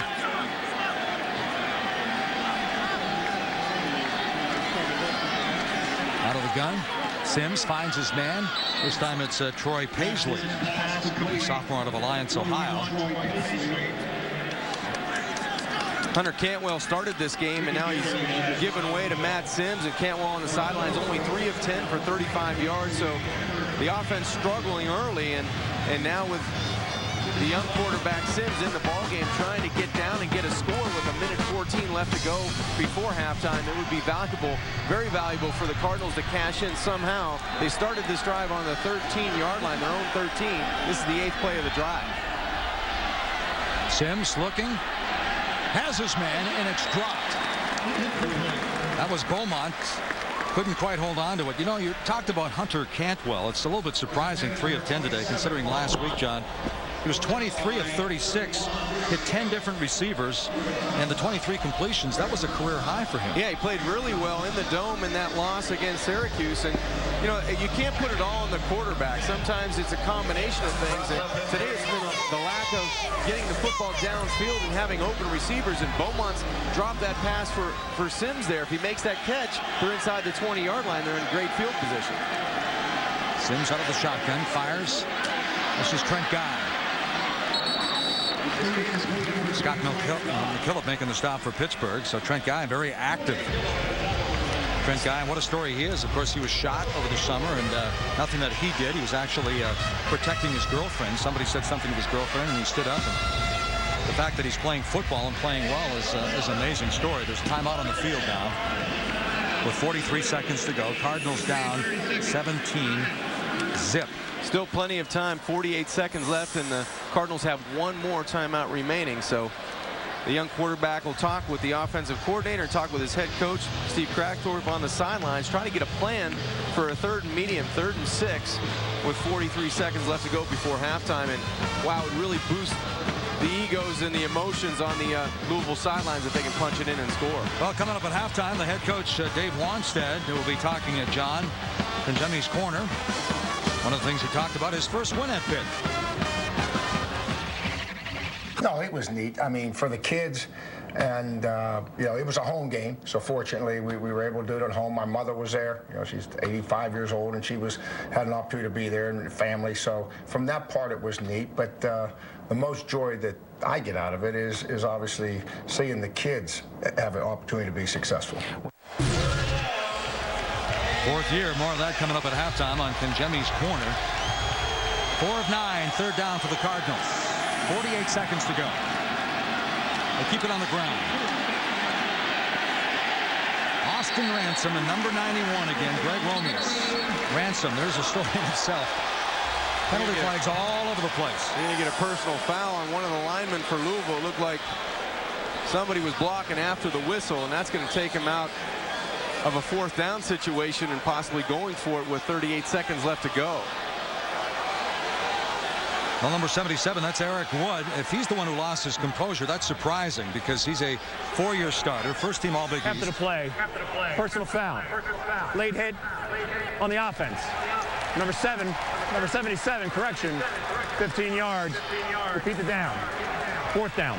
Eric Wood making his 46th consecutive start. They say he's the first to congratulate you and the first to get in your face to criticize, but he's the last to lose his composure. Well, it's one of those guys that, has all the experience. He's been playing injured all season with a bad knee, and it's one of those things where you're down last week, you lose in a game you're supposed to win. You're down early 17-0 here in the first half, and a little frustration showing on the part of the Louisville offensive lineman. John, we mentioned Pittsburgh averaging almost 30 points a game, number 2 behind USF. Well, Louisville's number 3 in the Big East at 29.2. I thought we'd have like a 28 or 35-28 ball game here. How surprised are you at 17-0? A little bit surprised. I've been surprised at the way Louisville's defensive front has been able to do a good job against Pitt's running game and LaShawn McCoy, but it doesn't show up on the scoreboard because of all the mistakes they've made in special teams. Well, Dave Wanstead using up one of his timeouts, so he still has 2 with 34 seconds to go at halftime. We're inside Heinz Field. It's the Big East game of the week. Louisville taking on the Pitt Panthers. Along with John Congemi and Quinn Kesnick, I'm Mike Gleason. It's certainly great to have you with us on a cloudy day in Pittsburgh. And what is at stake today? Well, keep in mind that Louisville has a 7-game winning streak over these Panthers. And the last time the Panthers prevailed back in 1983, a guy by the name of John Congemi throwing the ball around for the Panthers. 3 touchdown passes on that day and a 55-10 final. Going back to 1983. Yeah, MASH, every still the number 1 TV show. Well, that did surprise me. Getchy with the punt, and this time it's going to go in the end zone. So once again, the field position not the best, but they'll start from the 20-yard line after the 50-yard punt. Yeah, we go back to MASH in 1983, the number 1 show. I would have got that wrong. Yeah, I thought it was out the air by then. I was with you. And then Return of the Jedi. Seems like yesterday. I was sitting there with a box of popcorn, watching that one with my wife, and of course, the Police, With Every Breath You Take. It was about the same time that Ralph Sampson was coming out of Virginia. I remember they put a nice piece together as he entered the NBA. I think I would have went 0 for 4 on those, Mike. But this is a great half for Pittsburgh because they didn't do anything really exceptionally well, but they have a 17-point lead, and they did a nice job of taking advantage of what they could on the special teams part. And on the other side, Steve Krasnord has to get it straightened out. They're giving the game to Pittsburgh, and they're not making him earn it. McCoy only 7 attempts, only 2 yards rushing, and Stevens Howling 2 attempts and 7 yards. So the Panthers haven't done it really on the ground. Big plays and great field position, taking advantage of the special team mistakes for Louisville. Well, the Cardinals number 2 against the rush in the Big East, number 9 in the country, getting it done up front. And coming up, Congemi's Corner. Dave Wanstead, the head coach of the Pitt Panthers, joining John Congemi right after this timeout.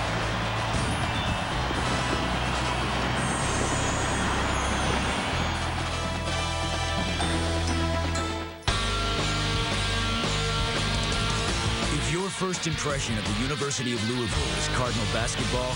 Take a closer look.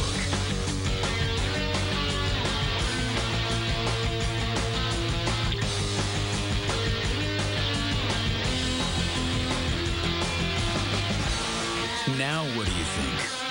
The University of Louisville, dare to be great. America's biggest automobile company and its dealers want to help get you the loan you need. It's General Motors financing that fits, offering access to millions of dollars and hundreds of lenders to help get you behind the wheel. And right now, during the Buick Pontiac GMC Red Tag event, the price on the tag is the price you pay. It's our way of putting you and America in the driver's seat. See your local Buick Pontiac GMC dealer today. Prices today, they just keep going up. No, Max, put that back. But not when the kids go to the doctor. Those visits don't cost a thing. I said, no, Max, you don't need the one with the toy. And with the kids getting sick a lot, that could really add up. Okay, you can have it. Just don't tell your mom.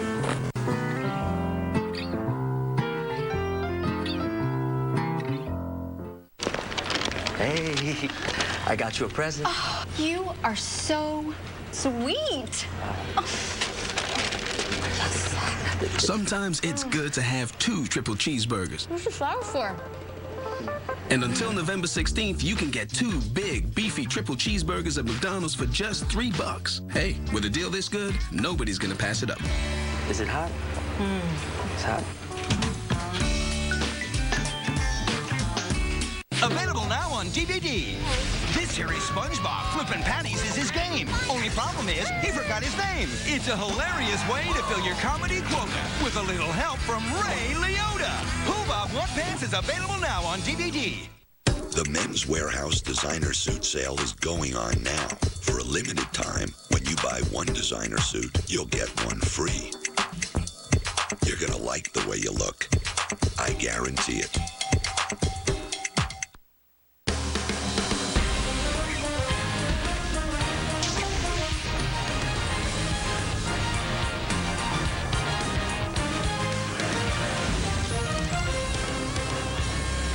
Halftime at Heinz Field. Pittsburgh leading Louisville 17-0. Welcome to the halftime show. Chris Cotter, Don McPherson, Ray Lucas, and guys, it started off strong for Pitt. It looked like they may, really take Louisville to the woodshed in this one, but they had a touchdown called back. I don't know how this happened. We'll show you video of this here in a second.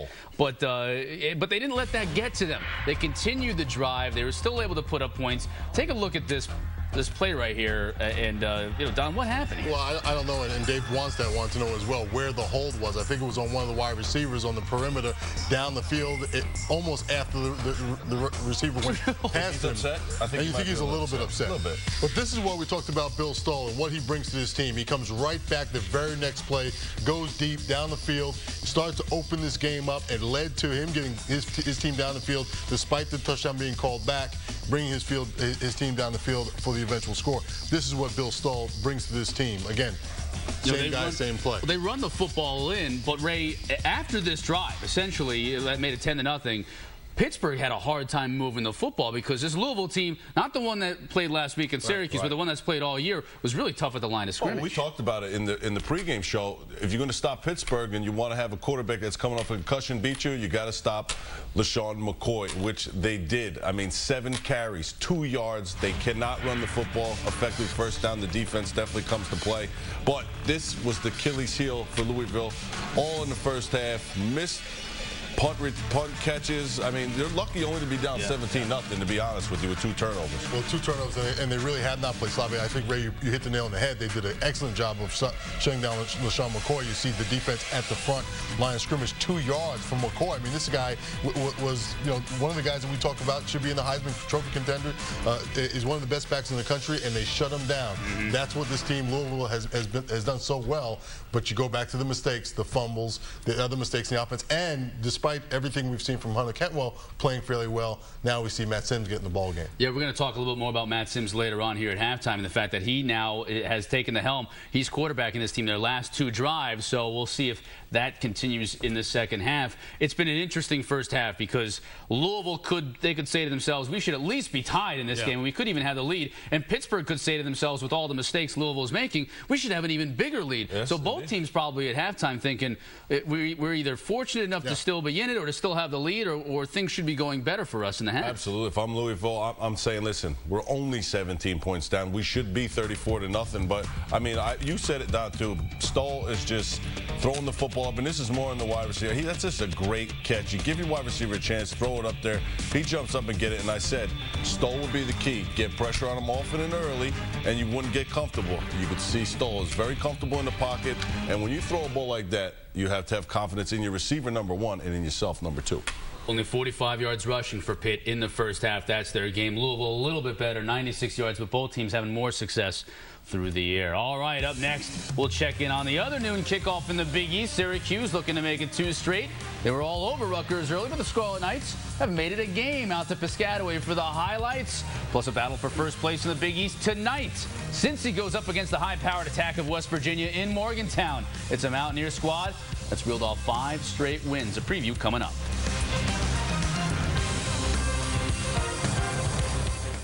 At a time when others don't, Nissan delivers. 0% financing on many of Nissan's most popular models. Nissan delivers. A attractive lease options on our full line of vehicles. Nissan delivers. A Nissan Altima or Rogue for only $199 a month. Or a brand new Versa for under $10,000. When you need it most, Nissan delivers. On game day, it's all about performance, drive, and commitment. But off the field, I still need to look like a pro. With a size 42 waist, it's hard to find my size in department stores. That's when I found Casual Male XL. Now, you can find your style in your sizes at the new Casual Male XL in New Hyde Park, located in Lake Success Shopping Center. My game plan's still the same, but now it's got a lot more style. Casual Male XL. Life's better when it fits. Sealing your bathroom makes a mess. You need Pro-Caulk, the only tool that delivers a neat finish in just minutes, again and again. Apply silicone, select your edge, then slide along for a perfect finish without showing the joint. Select a smaller edge for a thinner silicone finish. Pro-Caulk is perfect for kitchen countertops to seal edges and eliminate those leaking corners. Seal like a professional in seconds. Any edge, any corner, any joint. You get a 16mm corner, a curved edge, and a grouting tip for between those tiles, plus 5 more edges. As a bonus, you'll get a third applicator for hard-to-reach places. You'll also get a silicone remover to strip old grouting, and a tube of silicone. The complete Pro-Caulk kit with 3 tools with 12 edges, silicone remover tool, and tube of silicone. Just $19.95 plus shipping and handling. Order now. To order your Pro-Caulk, call 1-800-854-0973 or send $19.95 plus shipping and handling to the address on your screen. Call 1-800-854-0973. Call now. Syracuse and Rutgers in Piscataway. First drive of the game, 2nd and 20. Mike Teal throws to the end zone, and he says, I don't know who that is. I've never seen him before. Mike Holmes picks it off, returns it 16 yards. Syracuse in business. The ensuing drive, Cameron Dantley. Draw to Doug Hogue. Nice little move there. Gets into the secondary, and he is off to the races. 83 yards for the score. Syracuse with the early lead in Piscataway. Later in the quarter now, Rutgers punting, and Hughes has decided to bring a little heat. Special teams. Delagata gets the punt blocked, and it's recovered in the end zone. Yes, the official says yes, no safety. It's a touchdown, 14-0 Hughes. But here comes Mike Teal. Finding what? Was that Taekwon Underwood? Touchdown, Taekwon Underwood. 7 for number 7. It's 14-7. His first touchdown of the season. Later in the quarter. Great catch. Nice catch by Kenny Britt. He's been doing this all year. Now he's finally getting into the end zone a little bit. 14-14. And that's where we stand at the half right now. So Syracuse making a game of it. We thought they might, coming off the win last weekend. And they can run the football, too, and Rutgers has a hard time stopping the run. It's 14-14 right now at the half. The other game tonight, a huge game in Morgantown. Cincinnati and West Virginia really for the top spot in the conference, guys. Real quick on this Syracuse-Rutgers game here, too. Syracuse got up 14-0 in this game, and Rutgers had to be thinking, now what's going on? Was that big win against Pittsburgh 2 weeks ago meaningless? But they came back. They came back, and Syracuse did it with the run game, as I said at the top of the show, running downhill, and that's what they did offensively. Special teams, big play, and that's the type of things when you're playing well, you make opportunities for yourself, and that's what Syracuse has done in the special teams game. But and Ray's made this point, and I was going to make it in a minute, that Syracuse has not been finishing ball games. I'm going to say it first before he can say it. They have not been finishing ball games, and I know that the tide started to turn in the second half. I agree, but at the same time, you can't dig a hole and use special teams, which is the equalizer in any game. You don't ever think you're going to get points from special teams. And a block punt, that's huge for Syracuse. Rutgers put itself in a hole, and once again, Mr. Teal, I don't know where that was. I don't know who I was throwing to. I've never seen Cleared him before. it up, responded with 2 touchdown passes, so it shows you that he has moxie and character. Can't wait for the second half. Syracuse had a nice drive at the end of the first half, missed a shorter field goal, fairly short field goal, though, and that's got to be something that you say, on the road, an underdog, a chance to go into halftime with the lead, maybe recapture some of that momentum, and maybe you give that momentum back to Rutgers by missing the field goal. You really do, and that's why I talked about making opportunities for yourself. They did it in special teams. They lost it at the end of the half, not converting on the field goal. That does give Rutgers a little bit of hope, but remember, they got that opportunity because of a mistake by Rutgers, so both teams have to be careful. All right, 14-14, Rutgers and Syracuse tied at the half. The other game tonight, big game, Cincinnati and West Virginia. In West Virginia, really for the top spot spot in the conference and really the inside track for that BCS game, and Cincinnati head coach Brian Kelly knows it. You know, it's one that we knew was on our schedule. It's one that we knew that if you're going to win a Big East championship, you got to go through Morgantown, West Virginia. And we are excited about the challenge, but more so about the opportunity. You don't get many of these chances in November to be in first place in the Big East, and we get that opportunity this Saturday. Well, you saw the graphic of Brian Kelly's overall record at Cincinnati. What a job he has done there. And they're an exciting, fun team to watch. Both of these teams are. And that's the thing when you look at the Big East and people say, oh, the Big East is disappointing. It's not as good as we thought it might be. And that might be true. But at least these two teams play an exciting brand of football. And Cincinnati last year, I keep saying this over and over when people talk about this ball club, they won 10 games last year. This is a very good football team. I think the difference in those two losses for them is what they haven't done this year as well as they did last year, and that is turnovers. They just haven't been able to force as many turnovers this year as they did last year. I'll even take it a step further. I think it was the most underrated team to start out in the Big East. I mean, you don't win 10 games by accident. That's yes, right. they have a great coach, but now they have their quarterback back. Tony Pike is back. Marty Gilliard, great receiver. And on the other side, if you try to double him, you got Dominic Goodman. So either way, Tony Pike can hit you on either side of the ball. He has a lot of weapons, and he looks like his old self, even with a cast on one of his arms, his non-throwing arm. And Connor Barwin and Mike Mickens, D'Angelo Smith defensively. Those great defensive players. He leads the league Big East in sacks with 7.5. I mean, the guy's a beast. It is a complete team, and if they win tonight, I think they start to open up a lot of eyes around the country that this really could be the best team in the Big East and a team that can compete with anybody around the country, if that indeed happens. So we'll get a chance to see that. All right, we're still got a lot of work to do here. When we come back, we'll check in on some afternoon games from around the country. Texas and Ohio State both in action. Highlights are next. SNY, your TV home of the 2008 New York Jets. With exclusive coverage of Mangini's press conference. On Jets Open Mic. Detailed analysis of upcoming games. With Jets Extra Point. Questions answered by the men in charge. First and Goal with Mike Tannenbaum. Plus, immediately after every Jets game. Jets Post Game Live. SNY, your year-round TV home of the New York Jets. Get your New York sports. Why are more and more businesses choosing Optimum LightPath for data, internet, and voice service? The service that's provided is always on. It's 100%, and we're real happy with that service. From a pricing standpoint, it's significantly less than our other providers. It's never been easier to switch or more affordable. Now get lower voice costs and save up to 50% on data and internet. Plus, take advantage of our limited time offer. Make the switch. Visit lightpathnow.com or call 1-877-LIGHTPATH today. Oh, this one has high ceilings. Yeah. Nice. Honey, we can put a pool out here. Oh, look, a fireplace. Yeah. Fireplace. Huh. Stainless steel appliances. Yeah, nice. Track lighting. I got the munchies. I think I'm gonna make a sandwich. Now? Yeah. Introducing Optimum Homes. Thousands of home listings right on your TV 24/7. Find your next home without leaving home.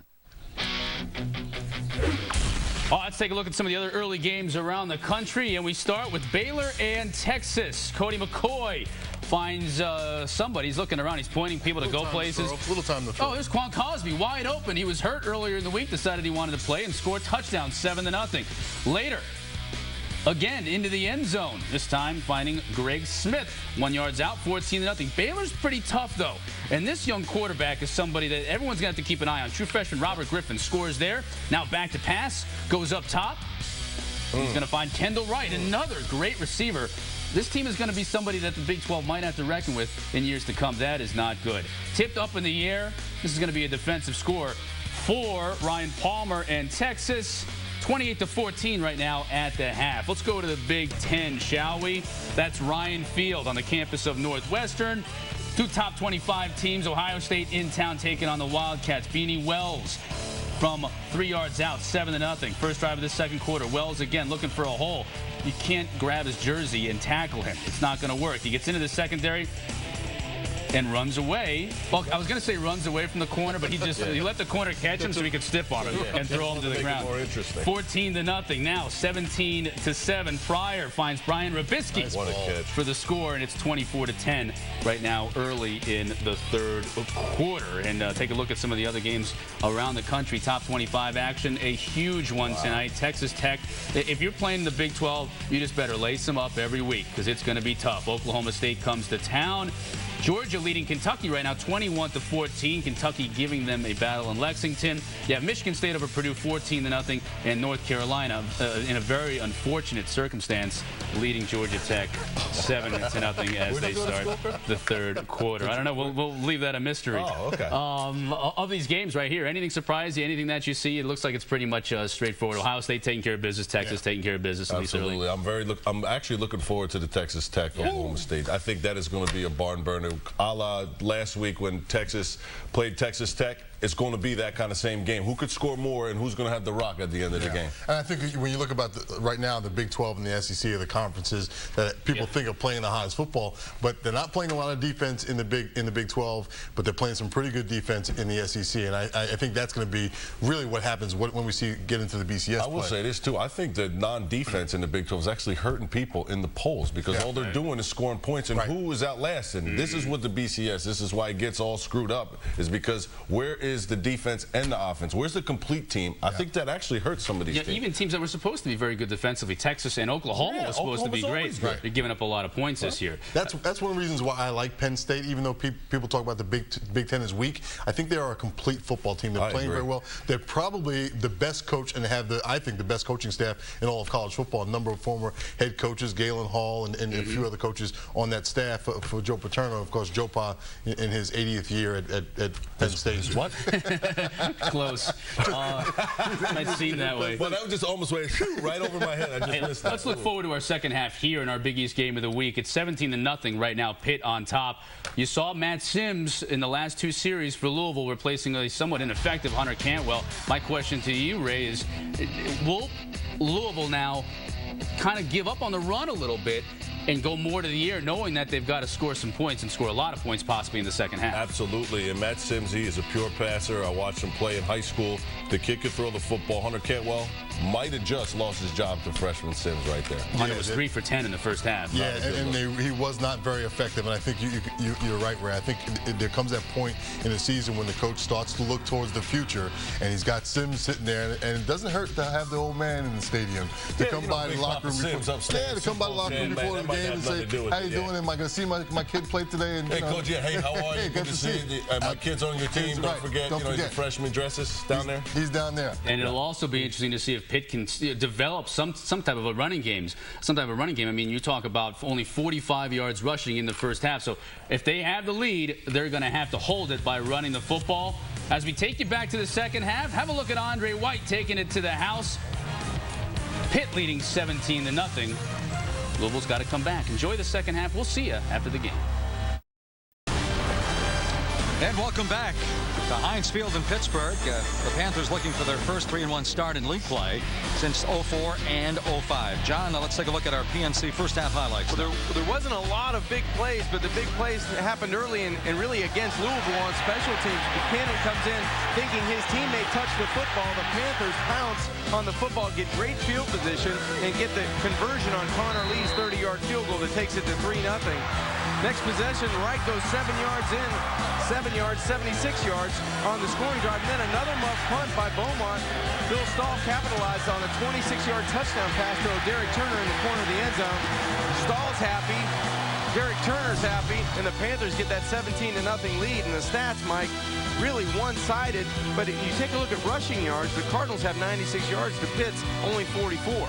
But really struggling throwing the football here this afternoon, the Cardinals are. They've done a poor job protecting the football. That's been the story of the game. Really, the Panthers haven't done anything special but take advantage of the miscues on special teams that the Cardinals have provided them. Well, the second half is underway. And the Pitt Panthers, Andre Wright with a return. Right with a 76-yard touchdown nullified in the first half. He's up over the 30-yard line. Nice return up to what, the 34. A return of 24. So Bill Stahl sitting out last week heads out for the second half on top 17-zip. He's done a nice job managing the football game. I think he hasn't had the running game to rely on, but he's hit 5 different receivers, 9 completions for 134 yards, and the 1 touchdown on the outside to Derek Turner. But he's done a nice job just managing the football game, and he hasn't turned the football over. And again, we'll talk about that Pittsburgh rushing attack right after the first play here of the second half. Stahl comes out firing as he did in the first half. It's complete and dropped, and it's going to be ruled an incomplete ball. Nate Byam with 1 catch in the first half. Had it, and he dropped it. Let's talk about that rushing. 169 for McCoy. He has 5 straight 100-yard games, 5 straight with 140 more. That's not the case here today. Yeah, he's had a lot of trouble rushing the football. 7 attempts, only 2 yards. And it hasn't been all LeSean's fault. There's no room on the inside to run the football. I think the Louisville defensive front has done an excellent job of making it difficult for both of the backs, McCoy and Stevens Howling, to run the football. Direct snap. They're going to come out throwing. McCoy has his man. It's complete. T.J. Porter. Hey, that's interesting because Dave Wanstead was saying a couple of weeks ago, he said the difference between us in Arkansas with Darren McFadden is, well, McCoy is an average passer. I started chuckling. I read that he's not a very good passer. Well, he did a great job. He's going to get the direct snap and come outside, and then he's going to hit the receiver coming across the field. This is nice patience by McCoy. Once he breaks contain, he's got his receiver outside, and if you can't run it, you might as well let him throw the football, and that's what happened here. He gets the fake to right, he outrushes the pass rush, and then he gets outside and throws a pretty good ball, a catchable football on the outside to Porter. And a 14-yard gain on the completion from McCoy to Porter. And there's a timeout on the field now. Latarius Thomas, the sophomore safety, is very slow getting up for the Cardinals. Remember, Thomas was the guy that delivered the hit earlier on one of his teammates. Johnny Patrick was able to walk off on his own power. Now Thomas is down on the field. You know, so many times these talented defensive backs just love delivering the punishing hits, and sometimes they pay the price. Not sure if he came down on that shoulder or... Looks like that right shoulder may be the issue. So Latarius Thomas, the sophomore from New Smyrna Beach, Florida, leaves very slowly, and he's still not off the field. So Josh Wiley, a junior from Hattiesburg, Mississippi, will replace him. And the way Thomas is moving, I'd be surprised if he's back soon. Another first down for the Panthers, 1st and 10. They keep it on the ground. McCoy just over the line of scrimmage. And Adrian Grady making the stop for Louisville up front.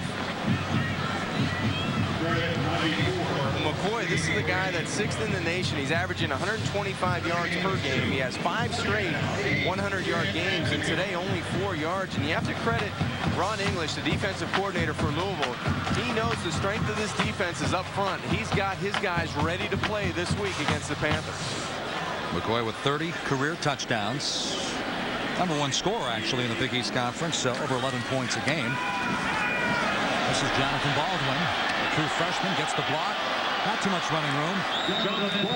Except for the line of scrimmage. Maybe picks up 1 or 2. Nope, picks up 5, I'm told by Russ DeLynn, our statistician.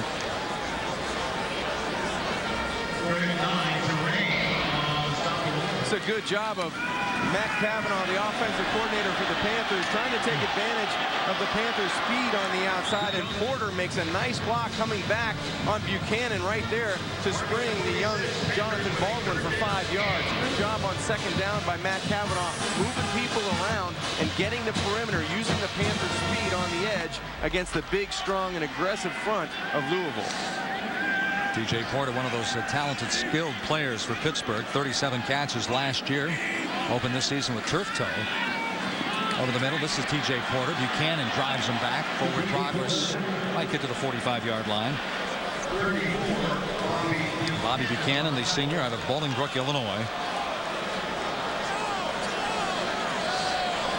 They may be short of this first down, Mike, by about a football, and they got the offense. Dave Wanstead still has the offense out on the field. And that being said, that's still a pretty good spot. I thought the forward progress actually started at the 45, but they get the spot Closer to the 42, yeah. 42. Pitt on 4th down, 11 for 15 on 4th down. They lead the Big East and 8th in the country. Out of the I formation. TJ Porter in motion. No whistles will blow this one dead before it gets going. Pittsburgh. And Pittsburgh uses their first timeout in the second half. Timeout. Coach Wannstedt maybe reconsidering what he wants to do on 4th down here. Took the timeout on the sidelines as the Panther offense will come over and talk about it. All season long, Champion Apparel will be showcasing the tradition and history of the Big East Conference. Today, let's take a look at the Pittsburgh football history. And there is a lot of history and tradition here with Pittsburgh. I mean, 8 retired jerseys. They have 23 guys in the College Football Hall of Fame, 4 in the NFL Hall of Fame. And boy, there's been some good players. Huh? Yeah, terrific players. I had the pleasure of playing with a couple of them, and Dan Marino and Bill Fralick, 79. But, you know, Hugh Green and Mike Ditka and Mark May, just terrific players. And the tradition you talk about, the 9 national championships, and Tony Dorsett, guys like that. You know, it was a pleasure to have the opportunity to come here and get to watch and be teammates with a lot of those guys. Tony Dorsett, of course, playing 4 seasons here at Pittsburgh. Dave Wannstedt, I'm sure, would love to hold on to Shady McCoy for 4. Yeah. And there's a good chance that McCoy might be headed to the National Football League next year. But they've done a good job recruiting. They're pulling in the #1 running back in New Jersey. And Whitney Terrain on the stop of Kinder that time. Well, that's one heck of a catch on the outside by Derek Kinder. Because on 4th and short, this is working awful hard to get that 1 yard, and Kinder does an excellent job of concentrating and catching the football with pressure behind him from Whitney Terrain. Good spot that time by the linesman. I formation for Pittsburgh again. TJ Porter at the top of your screen, the split out wide left.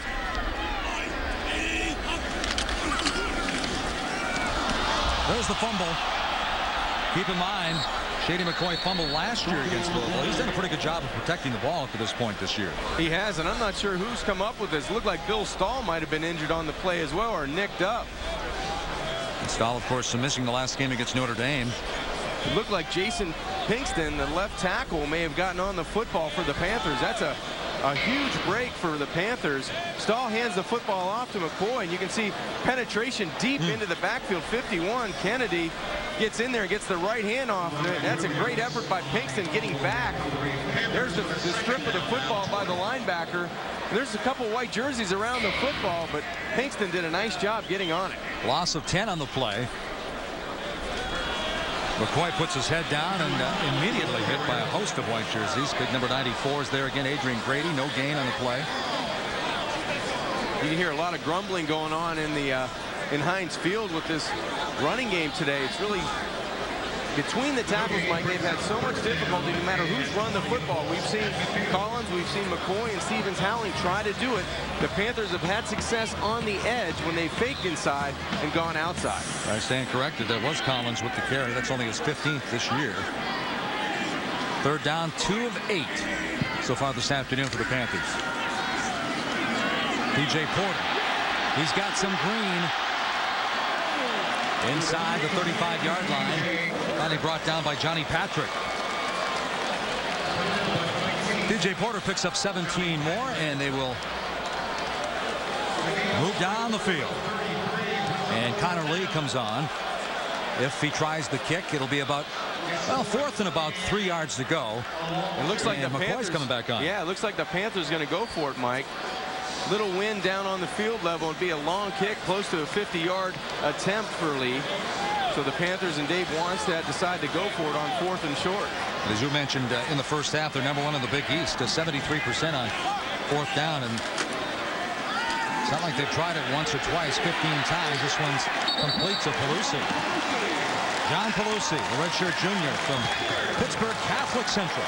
His dad, part of the national championship in '76, was part of that offensive line and played with his uncle, J.C., was a nose tackle for the Panthers. And a good play by Pitt on 4th down. They should start running these plays on 1st and 2nd down. They're having a lot of success when they go to that bunch formation and get guys quickly out to the flat. Good throw again by Bill Stahl in a difficult situation. Nice pitch and catch by the Pitt Panthers. And they pick up 9 on the play, move the chains as they approach the red zone territory again. This time it's McCoy, puts his head down and just can't get beyond that line of scrimmage. LeSean McCoy out of Harrisburg, Pennsylvania. Well, the Panthers have been able to run the football in consecutive weeks. McCoy, we mentioned 5 straight 100-yard games, so you have to give the credit to this Louisville defensive front. They've done a nice job of dominating the line of scrimmage. The Panthers have had success in recent weeks running the football, but Dave Wannstedt's Panthers can't do it today. And McCoy, 10 carries for -5 yards. That's an amazing number. 10 carries for -5. They go right back to him, though. He breaks to the outside. Buchanan runs him out of bounds just inside the 10-yard line. That's what's amazing about these talented backs. You could be struggling all day long, and you never know when you can break one. Well, there hasn't been a lot of room on the inside. That time Shady goes for 13 yards, but they get him outside, and they get the perimeter. They seal the perimeter. A nice kick-out block by Pinkston with Conrich Collins, the fullback, in front. Shady finishing the run on Buchanan, gets inside the 10-yard line, down to the 9. So the Panthers successful running the football outside the tackles. Just inside the 10-yard line, so it's 1st and goal. Leading 17-0. Andre Wright motion. Shady McCoy spins, still on his feet at about the 6-yard line. McCoy with a big run in overtime, setting up the game-winning field goal for Connor Lee in South Bend last Saturday afternoon. Well, the Panthers on 1st down again inside the red zone, go to that wildcat formation. They get Shady McCoy in the quarterback spot. They've done a nice job with that, mixing that in today when they get in the scoring zone. And now Phil Stahl calling the play on 2nd down. Looks like Mike will go back to it again. Well, John, you go way back to training camp. They were wearing T-shirts that said "Prove It."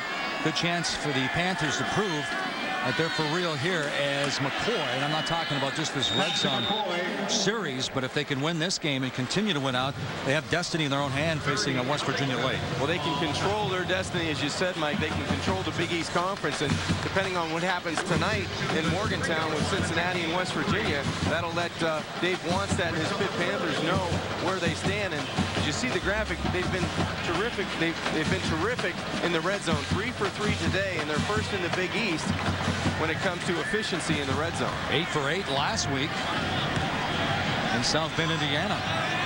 15th play of the drive started back at the 34-yard line. Kinder in motion. Just gets it off. Good pressure that time. Earl Heyman was in there.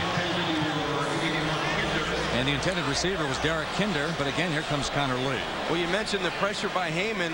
That was enough to really get Billy Stahl. He couldn't get his feet set and his body around to find his receiver in the flat. It was wide open to Kinder. All Kinder has to do is turn around and catch the football. Stahl can get it close, but the penetration comes in from the inside. You can see Stahl never had an opportunity to really get his body around and throw the football accurately. That's good pressure by Louisville. Connor Lee, good from 30 already this afternoon. This one will be spotted for a 19-yard kick. Automatic right down the middle, his 2nd. He came in with 46 field goals. Already had the school record. Now he has 48, and the Panthers add to their lead.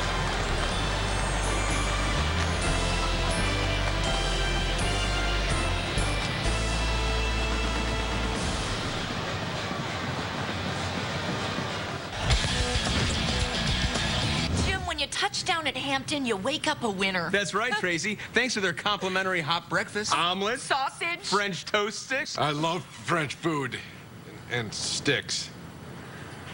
This is the world's most powerful ATV. It has the best power steering, the highest horsepower, the smoothest ride, the largest wheels, the highest clearance, and the most pulling power. Introducing the Polaris Sportsman XP, the world's most powerful ATV.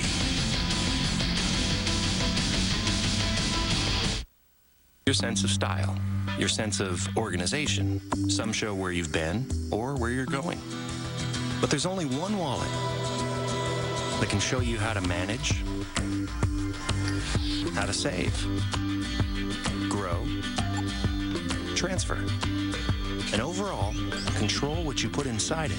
Introducing the virtual wallet from PNC, a high-definition online view of your money. PNC, leading the way. You know you're a true Outback fan when you think the preseason is marinating our teriyaki sirloin before it's brushed with a sweet teriyaki glaze. One of our new fan favorites for a limited time. Crave on. This is Kirk Herbstreit. You know you're a true Outback fan when you think cutting up the middle means slicing into our Outback Special sirloin. Big, bold flavor seared in. The kicker, just $9.99. Crave on. When you touch down at Hampton, you wake up a winner. That's right. Thanks for their friendly service. They even remembered my name. What is your name? That you will never know. Smart move, Tracy. Seriously, what's your name? Hey, how'd you learn to do that? Come on, what's your secret? Would you take lessons? You got your own pro? Yep, I got a bunch of them. What do you mean you got a bunch of them? Here, order your own. Get 12 months of Golf Digest with easy-to-follow tips and techniques for just $14.97. Order today and receive this DVD absolutely free. Call now to order Golf Digest, 800-543-6200. That's 800-543-6200. Well, the Panthers on the prowl here this afternoon. 6:25 to go in the third quarter. Up on top of Louisville, 20-0. Connor Lee with 2 field goals, 48 for his career. Still amazes me. He's perfect in his career with extra points. Yeah, it's pretty good. That's pretty consistent. And that might be the understatement of the day. You can sleep well when you're a head coach when you know your kicker's that consistent. Breaks with the kick. It's a low kick to Trent Guy. At the 8-yard line, Trent Guy out of Charlotte, North Carolina. Has some running room. Up over the 35. Finally dropped there. Return of 23 yards for Guy. We're going to take a timeout here from Heinz Field. 20-0. Hit on top.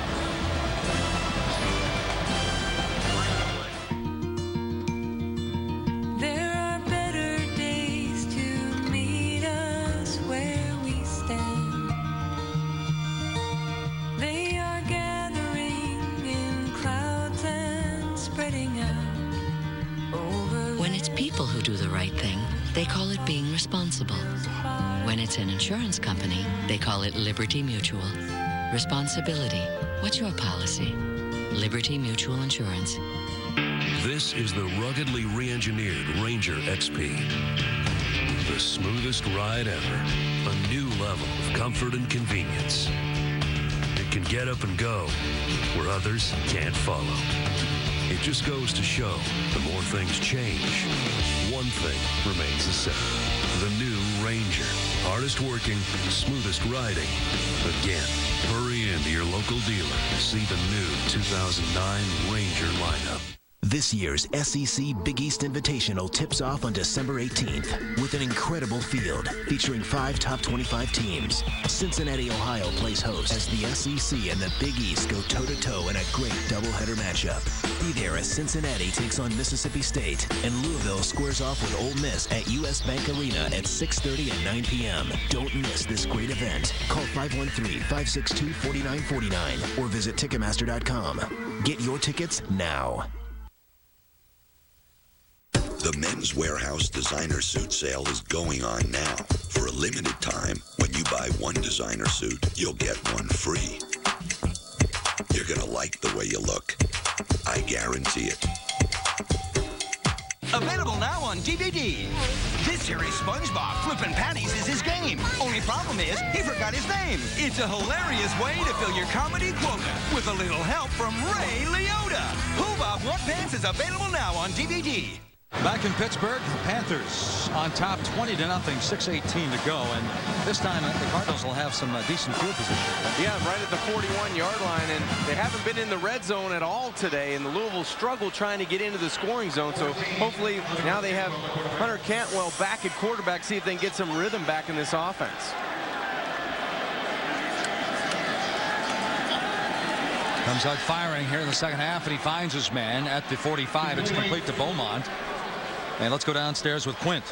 Mike, I spoke to Steve Cragthorpe after halftime, which was a long time ago after that long pit drive. We talked about two things. The first, I asked him why he put Matt Sims in the game. He says they were looking for a spark. He felt that Hunter Cantwell would benefit from watching a series or two. Second thing we talked about was their fumbles on their punt returns, and Doug Beaumont. He says he remained very positive with Beaumont, citing the wind and Bridus being a lefty. All right, Quint, great point, though, that last drive for Pittsburgh over 8 minutes. They used up a lot of the clock.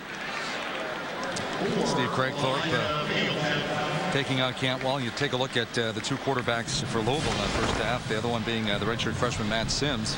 And it was good. I think that's a good point, a valid point by Steve Cragthorpe to let Hunter sit and watch Matt for a couple series. Although Matt only completed 2 balls, he moved around and he threw the ball to a couple different people on the outside, and it didn't look as hard maybe when you come back in the game. Well, the last pass by Cantwell looked like he had a little more zip on the ball. And this time he had his receiver. But Aaron Berry got his left hand in there. Mike, sometimes the problem with Hunter Cantwell is he has such a strong arm, but he has such a long delivery. When you go to the short side of the field, he's not anticipating that throw. That ball needs to come out because it's a shorter distance and it's a shorter time for that quarterback to break on the football. So he needs to get that ball up and out a little bit quicker. Saw Sims on the sideline. Winning is first and foremost, but once you taste that playing, you want to get back on the field. They're 4 for 10 on third downs. 3rd and 7 for Cantwell. Finds his man. It's Beaumont still on his feet. 35, dropped at the 30-yard line, maybe the 29.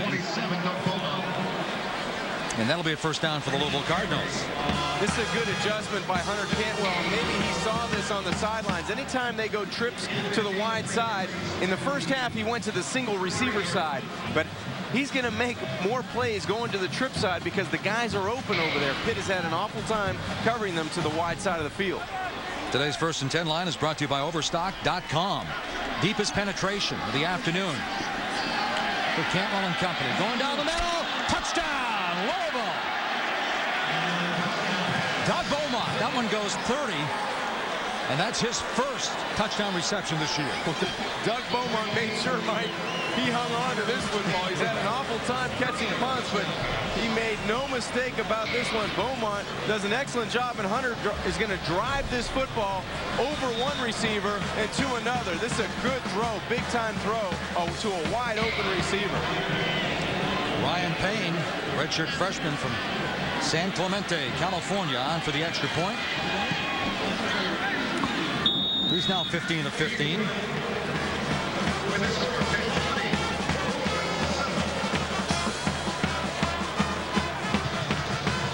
Was it Beaumont or was it to Troy Paisley? Let's take another look at this one. Troy Paisley gets his 4th touchdown of the season. Jeff Brom says he is the most talented. Cantwell says, yeah, finally.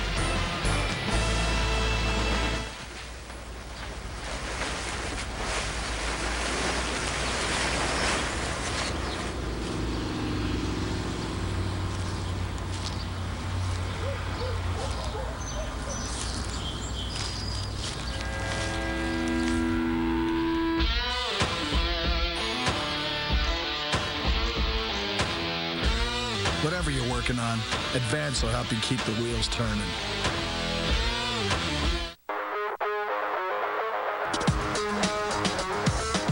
They say good things come to those who wait. What do they know? Why wait when you can get the Yamaha ATV or Yamaha Rhino of your choice right now? The Yamaha Why Wait sales event. Now get payments as low as $69 a month till 2011 and up to $500 customer cash. If not for you, I would know nothing of. The moon would rise, the stars would shine, just like they always do. But not for me, not for me, if not for you. Hey, I got you a present. Oh, you are so sweet. Sometimes it's good to have 2 triple cheeseburgers. What's the flour for? And until November 16th, you can get 2 big, beefy triple cheeseburgers at McDonald's for just $3. Hey, with a deal this good, nobody's gonna pass it up. Is it hot? It's hot.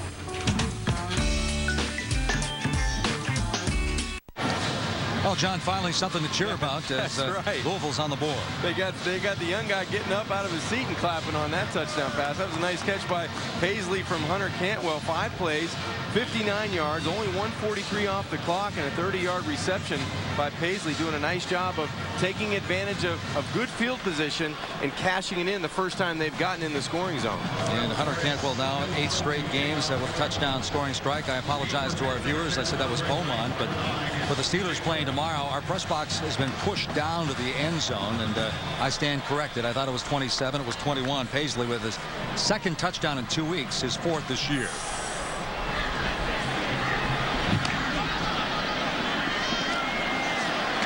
Andre Wright, redshirt freshman, getting a few touches, a 13-yard return. Fans, don't forget to check out the Liberty Mutual Coach of the Year. Here's more on how you can vote for your favorite coach. Liberty Mutual Coach of the Year award is given to the college football coach in each division who delivers results while demonstrating sportsmanship, integrity, responsibility, and excellence both on and off the field. Go to coachoftheyear.com and vote for the coach you think deserves to win in 2008.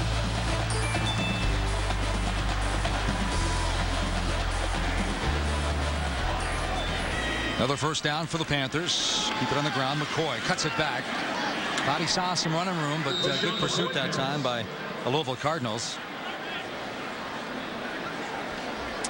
Boy, of course, Nick Saban, you saw those coaches there. John, Saban goes back into Baton Rouge. Yeah, that could be a nasty situation for Alabama going in against LSU, who's ranked 16th. But Jopa's still going. I mean, Penn State #3 in the country. They're at Iowa. But the game, you know, is Vanderbilt really lost the luster? I mean, Florida's hitting its stride right now, and that looks to be a one-sided affair. Looked like a sure bet that Vandy would be going bowling this year. I know it. There's the whistles to blow this one dead. You almost got to keep your fingers crossed and hope that they do get it. Yeah. Number 77, 5-yard penalty, 2nd down. Well, Dave Wannstedt has to be a little nervous right now because they've handled Louisville up to this point. Now, Louisville has 1 successful drive taking advantage of field position, and they strike for 7. You know, Pitt has settled for 2 field goals when they had great opportunities to get into the end zone. So, you know, the Panthers really have to take care of the football here, not give it up, but continue on those long drives and cash in for 7, just not 3. Well, John, you saw the last graphic there. 5 penalties. That's over their average. 5 for 48 for the Panthers.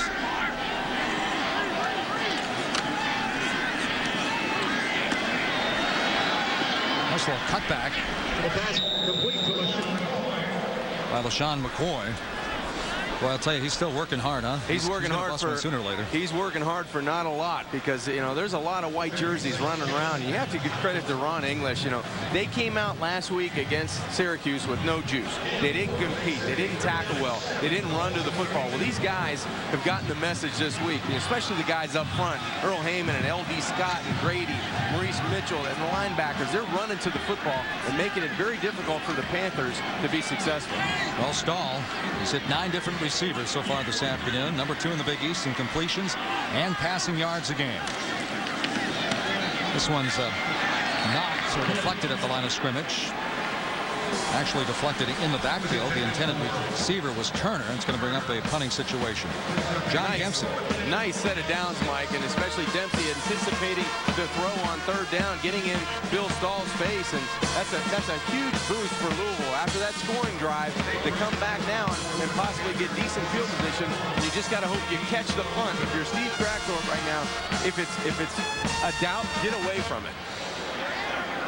Doug Beaumont, #2 in the Big East. He's had a long afternoon trying to field that punt. He'll be standing back at about the 35-yard line. Dave Brightus, another good kick. Wow. Beaumont back at the 15, and it hits, and almost hits him again. He got out of the way just at the last millisecond. A punt of 52 yards by Brightus. Nice kick and a good job of getting out of the way by Beaumont. Let's take another look at the punt. Terrific punt by Brightus on the play, but you see, as you said, Mike, that was a fastball high and tight, and he got out of the way just in the nick of time. Here's an advance look at upcoming games brought to you by Advanced Auto Parts. Keep the wheels turning. Well, for Louisville, it all starts today. You know, they have to get bowl eligible, only 5-3, but you know, next on the 14th they have Cincinnati, and then they have West Virginia, and then they go on the road to Rutgers. So tough sledding, you know, right now because Rutgers starting to find their groove as well. Cantwell wants to go upstairs, looking down. Has his man again, so he's come to life now to the 30-yard line. This one's complete. This time it is Beaumont with the reception. Gain of 15. Let's take a look at Pittsburgh's schedule then. Well, the Panthers already bowl eligible with six victories. They'll have you know, that backyard brawl will be coming on November 28th, but before that they travel to Cincinnati and then go to Connecticut. So a very tough remaining 3 games for the Panthers. Well, the backyard brawl isn't even their last game of the season. Now they have to close out at UConn. UConn, of course, co-champions last year with West Virginia. Here's Victor Anderson. And he's stripped up. A nice job by Rashard Duncan coming through. Duncan, a big body in there. He has 2.5 tackles for a loss. Add 1 more to those totals. It's a big body. 6'2", 295 out of Belgrade, Florida. He can run for the defensive lineman. That was a nice play from behind. Duncan's from Florida. Sheard's from Florida. Romius is from Florida. You're from Florida. A lot of guys. Yeah, a lot of guys, a lot of young athletes out of the state of Florida playing in the Northeast. That's for sure. Anderson, 56 yards on 13 carries now. Cantwell out of the shotgun this time. It's Beaumont again on the far side. Good open field tackle by Aaron Berry. Mike, you can tell the difference in Hunter Cantwell coming out after halftime and the way he finished the second half, because I think at some point in time you have to take a break and back off.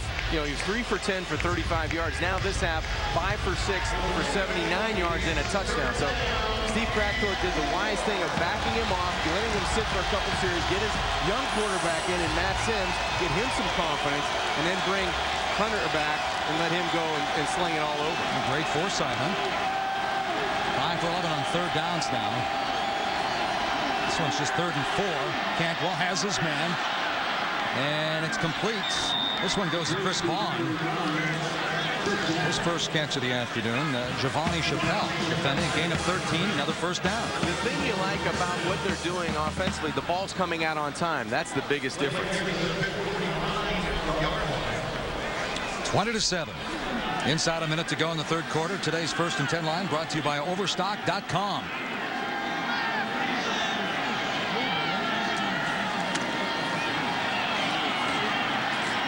Anderson on the throw. Anderson again. Now, Kragthorpe talking about the Syracuse game. They had a drop touchdown pass. They had a big penalty and a fumble.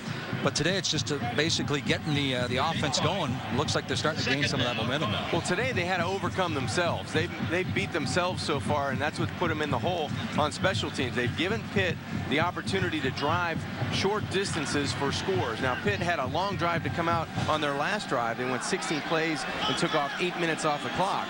But Louisville's starting to come back now. Little pump fake. Go to the short guy looking at his receiver. A little bit too far for Beaumont as he had to stretch. And that could be the last play of the 3rd quarter, which it's going to be. We're headed for the final 15 minutes here from Heinz Field in Pittsburgh. Dave Wanstead trying to win his 7th. He's up 20-7.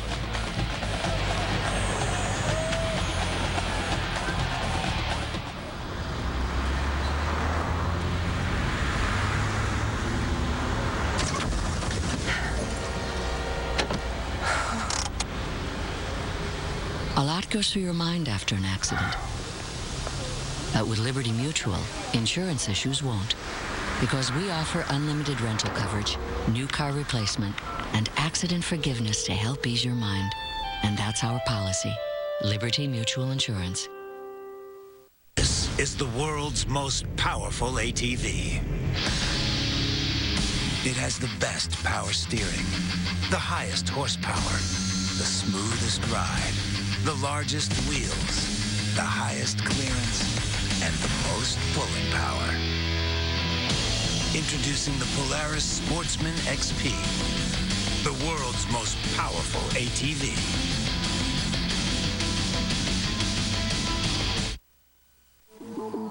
This year's SEC Big East Invitational tips off December 16th with an incredible field featuring 5 top 25 teams. Nashville, Tennessee plays host as the SEC and the Big East go toe-to-toe in a great doubleheader matchup. Be there as Vanderbilt takes on South Florida and Marquette squares off with Tennessee at the Semay Center at 6 and 8:30 p.m. Don't miss this great event. Call the Semay Center box office at 615-770-2040 or visit Ticketmaster.com.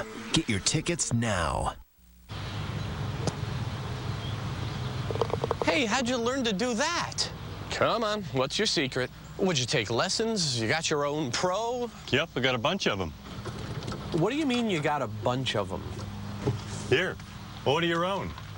Get 12 months of Golf Digest with easy-to-follow tips and techniques for just $14.97. Order today and receive this DVD absolutely free. Call now to order Golf Digest, 800-543-6200. That's 800-543-6200. Welcome to the Optimum Insider Minute. Hi, I'm Emily Chang. DVRs. People seriously love them. I have IO DVR. I can't always catch the show at the time that I want to catch it, so I can tape it, save it. It tapes 2 shows at the same time. I'm able to set up the program to record every week or every day whenever it's scheduled to play. How do I do that? Hit the guide, pick the show, hit record, put the remote down and walk away. Just regular TV programming, I can pause and rewind. I can press pause and basically hold my program and go back to it. We have an HD DVR box. You get the same features as your regular DVR box, except you get the high-definition channels. What's something like that cost? My IO DVR is $9.95 a month. It's worth every penny. I absolutely love my IO DVR. To get DVR for IO for just $9.95 more a month, call 1-877-8-OPTIMUM or go to optimum.com/insider. We'll see you next time on the Optimum Insider Minute.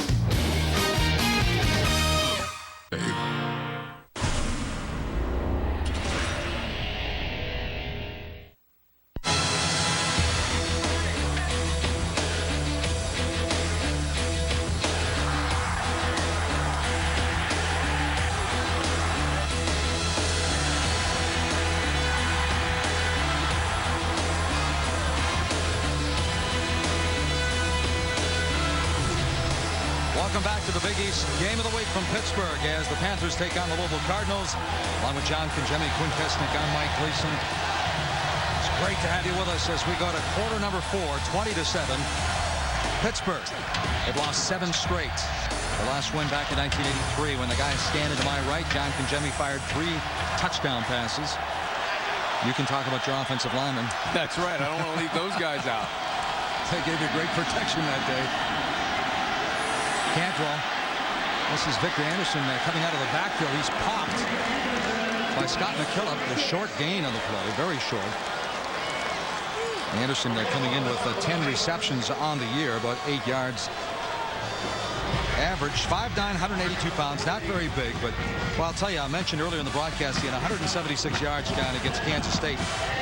3 touchdowns in his first 12 carries of the game. That's a pretty good day. Yeah, he's a heck of a back, and it looks like Steve Kragthorpe has decided to go for it on 4th down, Mike.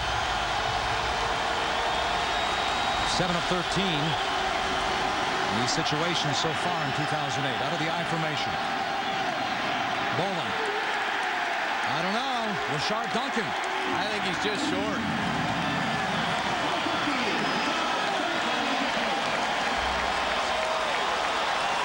Steve Kragthorpe says, I can't believe it.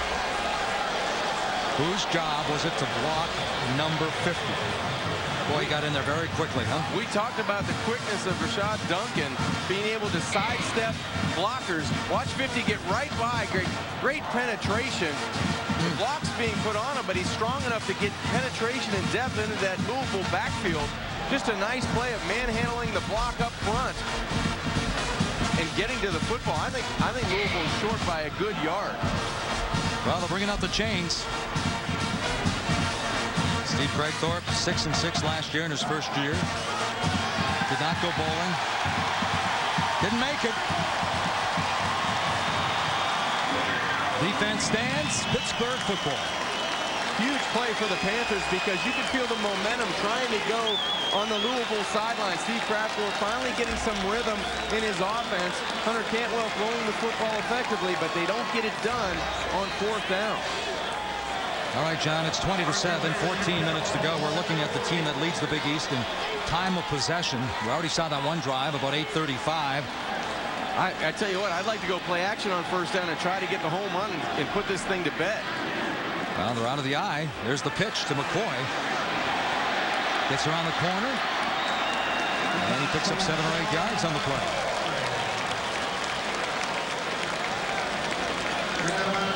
Dave Wanstead had a pretty good record when leading after 3 quarters, 17-1. Yeah, I'll say that's pretty convincing when the Panthers get into the 4th quarter and they're up. They usually close out the deal, and closing out the deal is going to mean running the football and throwing it in this 4th quarter. And if Pitt's going to have success running it, they've been running it outside the tackles today. They haven't had a lot of success inside. McCoy now 15 carries for 26 yards. He comes in averaging about $125. There's some movement up front. Louisville cross, but the question is, did somebody move on the Pittsburgh offensive line?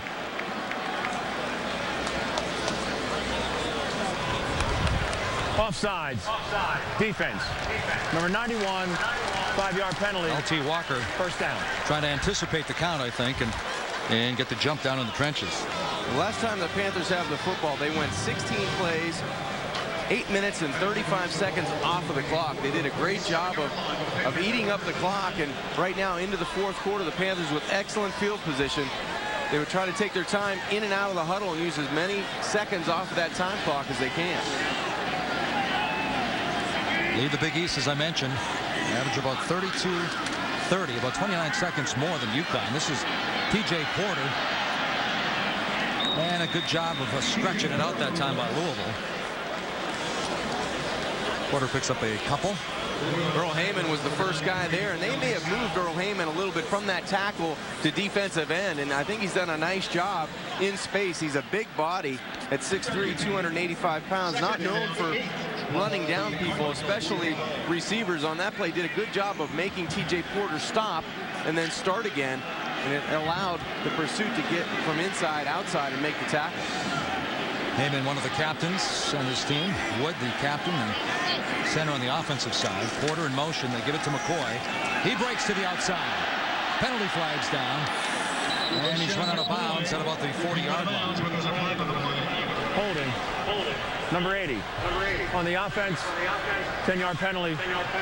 Second down. That's the tight end, Nate Byam, getting caught for the infraction. And again, we bring up the fact that that's their 6th penalty. They come in averaging 4. 6 penalties today for 58 yards. But I guess if they can hold on for the next 12-27, that won't be a big issue. Yeah, they'll forget about that. And they've done a nice job, as you said, Mike, throughout the season with the lack of penalties. And today it's come back a little bit. But you'll take those type of penalties. That was an aggressive play by Bynum. He just got caught on the edge. And you can see Dave Wanstead maybe talking about the hold on the last play.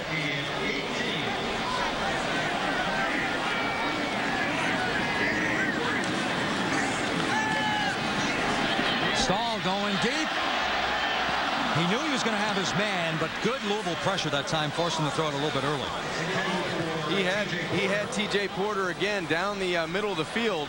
Stahl just not accurate enough with the pass, and as you said, Mike, maybe a little bit of pressure, but still had an opportunity to put it on him. The pump fake first, and then he's going to go right down the field. The ball just wasn't a good throw. It wasn't out far enough for his receiver to run underneath it.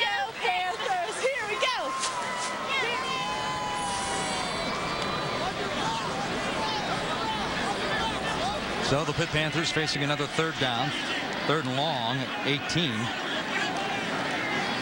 Stahl looking for his 10th different receiver. He's got him. Complete.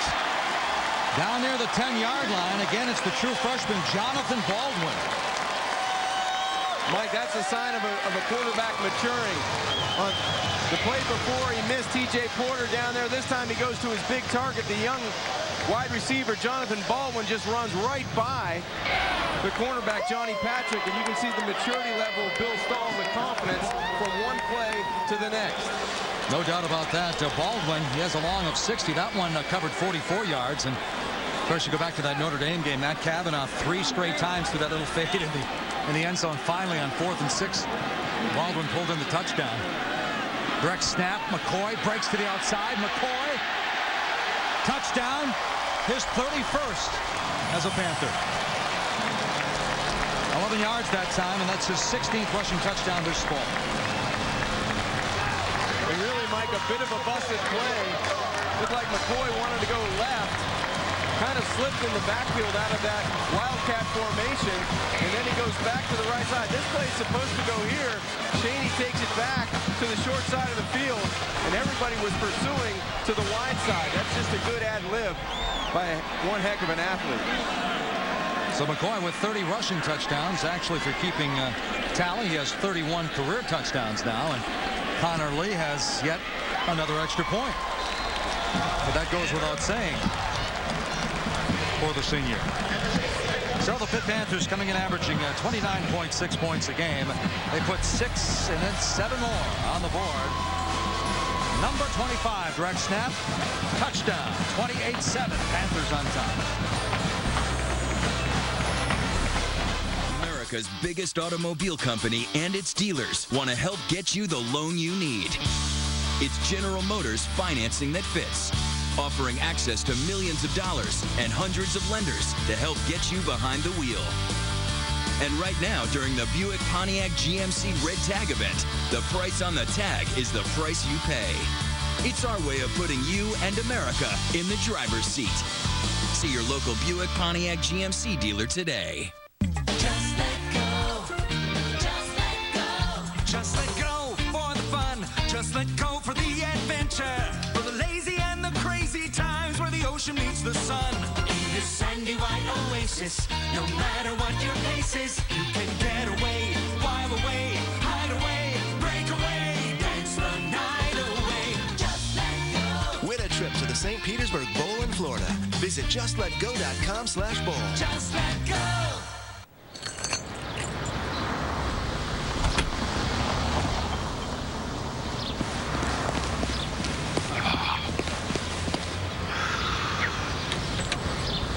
A lot goes through your mind after an accident.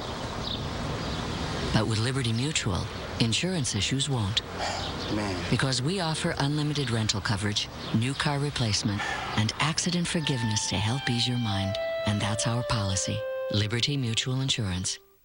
This is the ruggedly re-engineered Ranger XP. The smoothest ride ever.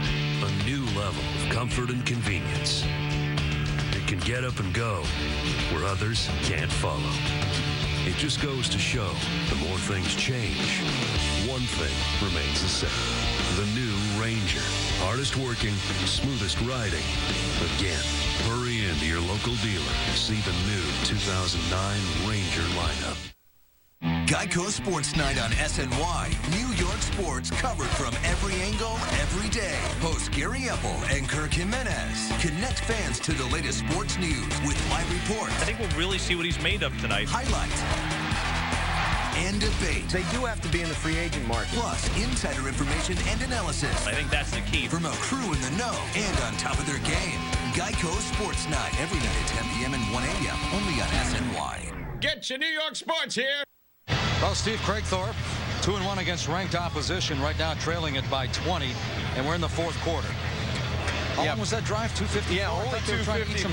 You're right. They weren't listening, but they got the touchdown. 5 plays, 60 yards, and it all ends on a McCoy 11-yard touchdown run. A nice job of first starting to his left and then going to the right. And then time of possession today, Pitt over 28 minutes. Louisville only had it for just over 20. Briggs, another low kick. Taken by Victor Anderson this time, and again he's going to be shy of the 20-yard line. It's about the 4th time now the Panthers have stopped them before they reach the 20, a return of 13. Yeah, and Taglinetti again on special teams. We talked about the blocks he's had, and he's just a nice special teams player. A couple nice plays stopping the 7. Yeah, John, I was watching tape of the Notre Dame game. He came up on a 3rd down play and just took the guys out at the knee. He's going to be a big-time player, I think. And Phil Bennett saying that he's got it. Whatever it is, he's got it. That's right.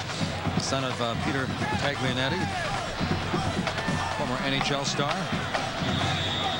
So Louisville 7 of 9 possessions starting inside the 20. So it's been a uphill battle trying to get some good field position. This one's complete over the 20. Scott McKillop making the stop, and that's the tight end with the grab, Johnny Burns. Louisville now trying to hurry up and get on the line of scrimmage and try to get some plays off because they have to score a lot of points with not a lot of time left in this football game.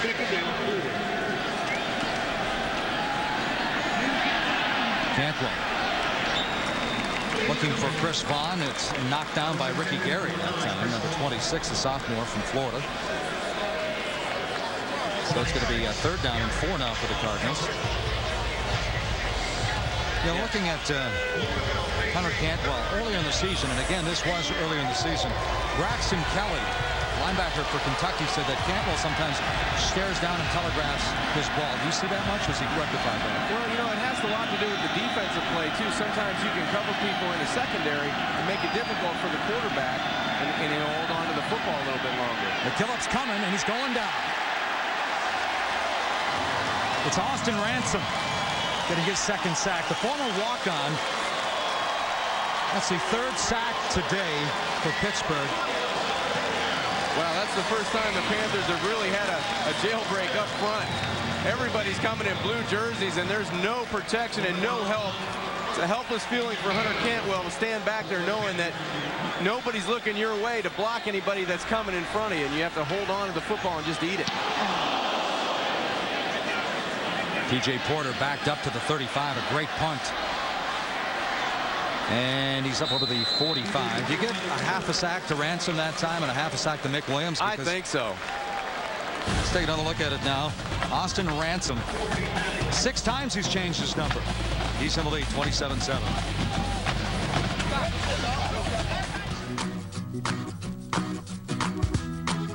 The Suzuki SX4 crossover gets 30 miles per gallon highway, has a pop-up Navi, available all-wheel drive, and starts under $16,000. So just because there's a gas crisis doesn't mean there has to be a fun crisis.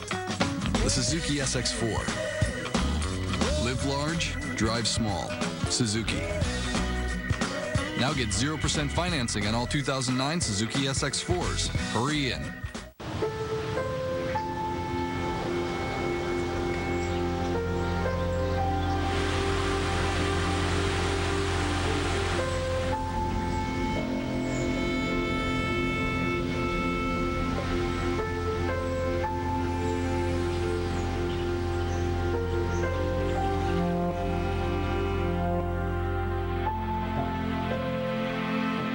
PNC, leading the way. Is the new fuel-injected Yamaha Rhino 700 the world's most reliable workhorse? Or the ultimate off-road explorer? Yes.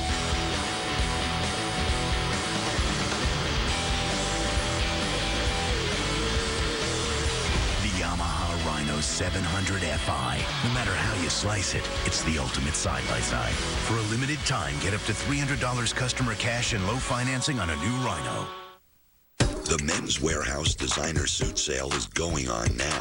For a limited time, when you buy one designer suit, you'll get one free. You're gonna like the way you look. I guarantee it.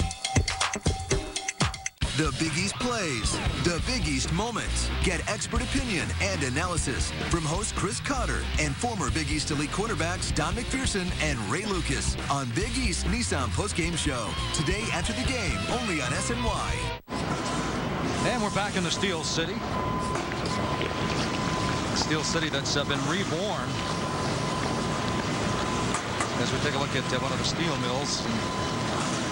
Well, they've really done a super job over the years, though. This is a beautiful city, especially at night when it's all lit up. All three rivers meeting just outside the stadium here at Heinz Field. And Pittsburgh with the lead and the football. And a good 8-minute advantage as far as time of possession. Well, now the Panthers really want to run the football and try to eat up as much time off of that clock as possible with the lead of 20 points, 27-7. So 9:48 and counting. And Dave Wannstedt and those Pitt Panthers offensively, yes, they'd like to move down and score another touchdown or a field goal, but more importantly, they want to just hold this lead against a valiant effort defensively, especially this defensive front that Louisville's put up today. Yeah, they played tough. I mean, you look at McCoy in the first half, 7 for 2 yards. The second half, 9 for 35 and a touchdown. But keep in mind that number 25 is averaging 125 a game. Here's McCoy now. And Well, you can see what kind of afternoon. Every yard he gets, he works hard for. Let's take a look now, John, at the Liberty Mutual play of the game. Yeah, it was the touchdown catch by Oderick Turner on the outside. It was a nice job by Billy Stahl putting enough air under the football to go up and get it. And that's our Liberty Mutual play of the game. Turner with his first touchdown grab in 2008. His 14th of his career. Meeting with the coaches yesterday, they kind of politely put me in my place when I asked about Stahl's numbers. He had just 4 touchdowns, 5 picks, and Dave Wanstead said, well, every time we're in the red zone, we're going to give the ball to number 25. And Stahl going deep, far sidelines, overshoots his man at about the 5-yard line. Looking for Turner that time. Johnny Patrick, who was banged up earlier in the game, on the coverage for Louisville defensively. So the Cardinals, with 8:36 to go, will get the football back. Yeah, and they need to get it back, and they need to run multiple plays. Stahl's numbers on the afternoon, he's hit 9 different receivers, 15 completions. He's done a nice job of spreading the wealth. When you have talent, especially young talent in Jonathan Baldwin, you don't want to forget about those old guys on the outside, Oderick Turner and Kinder and McGee and Porter. So he's done a nice job spreading the football around. Ancient, huh? Those old guys. Oh, yeah, big time. Brightus, the black belts, with another nice punt. Beaumont calling for that fair catch. I hold my breath. Yeah, inside the 15. 36-yard punt that time. We're going to take a timeout here from Heinz Field. Cardinals trying to play catch-up, down 20.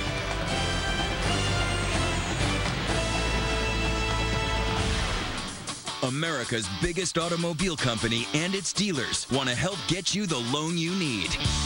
It's General Motors financing that fits, offering access to millions of dollars and hundreds of lenders to help get you behind the wheel. And right now, during the Buick Pontiac GMC Red Tag event, the price on the tag is the price you pay. It's our way of putting you and America in the driver's seat. See your local Buick Pontiac GMC dealer today. Going to the game this weekend, Jim?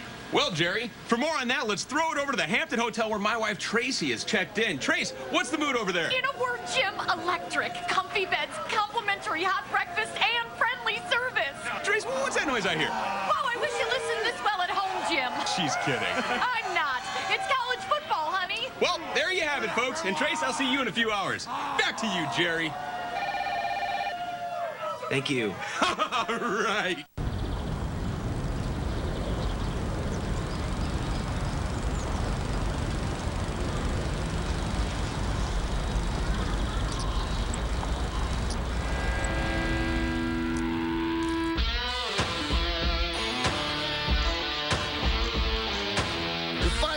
Castrol conventional motor oil and a Purelator Premium Plus oil filter, all for less than $20. There's no excuse not to change some oil. So whatever you're working on, Advance will help you keep the wheels turning.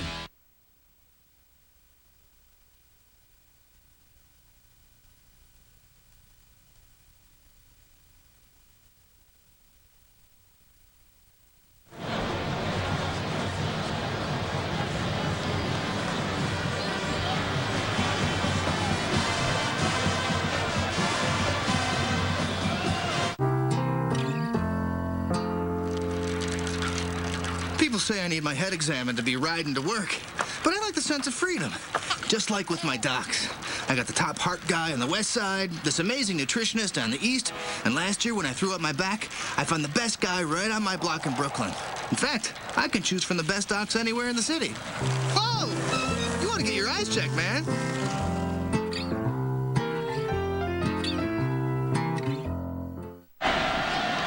Cantwell comes back, throws left, dangerous. That might be a lateral. That might be a touchdown for the Panthers. Well, if it is, Ricky Gary's got it, and he does. Wow, I was going to say a dangerous pass, and then the Cardinals, lackluster, just let it lay there. Ricky Gary picks up the easy score. Steve Raycroft had that look like an arranged for us. Yeah. I think he's had enough today, you know. They've really put themselves in a hole with their special teams, and plays like that have really hurt the Cardinals. They've had 3 turnovers, and it has led to easy points for the Panthers. Down is on a review. Well, they're going to take a look at it, so I'm going to believe you're right, though, John. Well, from the vantage point that we've had, now Hunter's going to let this ball go right about the 5-yard line. That ball travels behind the 5-yard line, so I think that's a lateral. The ball is let go at the 5. It looked like the would-be receiver touches the football behind the 5-yard line, around the 4-yard line. That's the last thing that was on the mind of George Bussey, the big left tackle for Louisville. This is probably going to be a good shot of it. Hunter Cantwell goes to his right. He throws the ball at the 6 or the 5. This ball's touched at the 4 or the 3. So I think that's a lateral. And this is going to be the easiest touchdown the Panthers defense is ever going to have.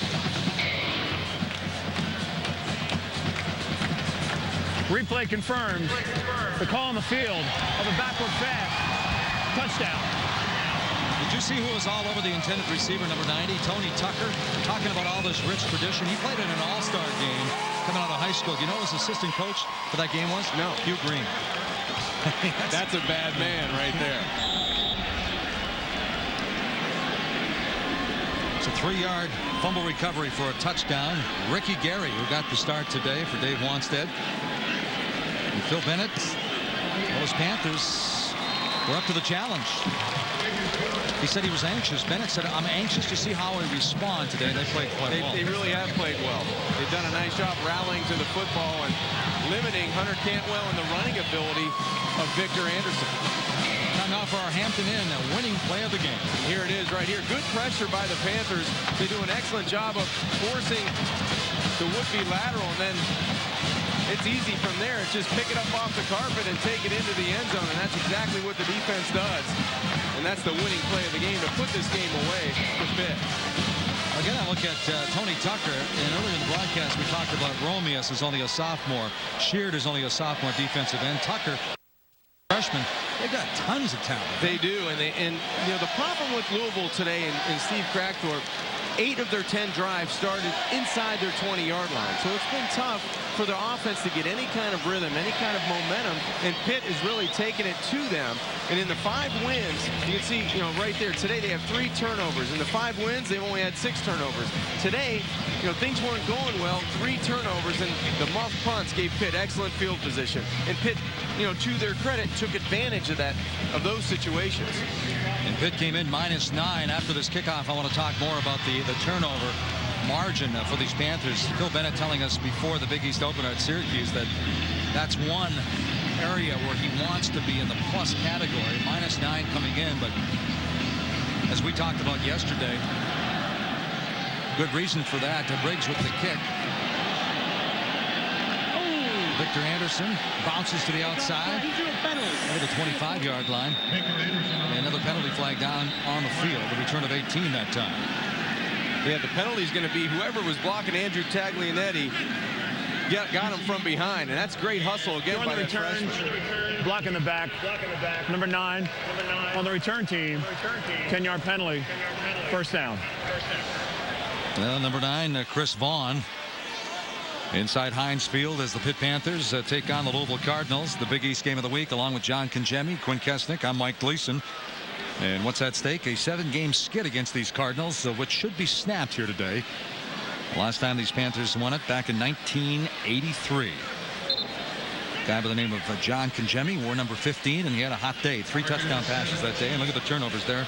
Cardinals 3, Pittsburgh nothing. So they were -9, so now they're -6. But the point I was trying to bring up before is, Adam Gunn and Shane Murray, 2 linebackers, get injured. They're gone. 2 former quarterbacks, very cerebral players.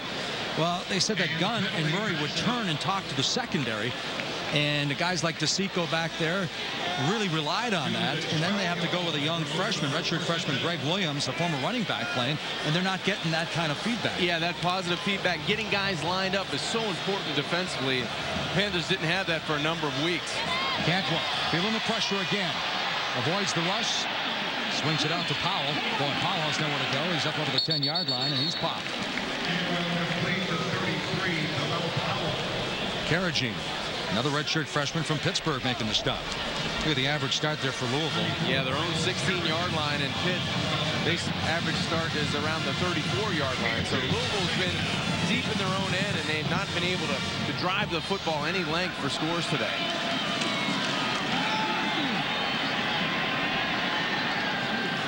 This one's picked off by McKillop. McKillop, pick 6. Another touchdown for Pittsburgh.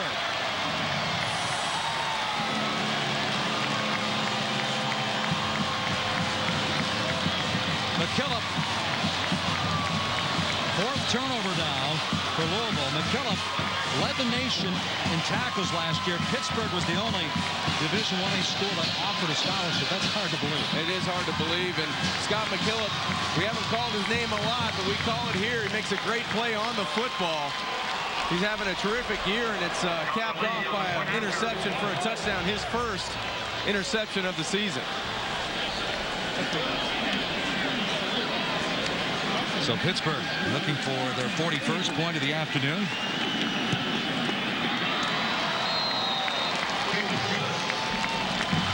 Connor Lee.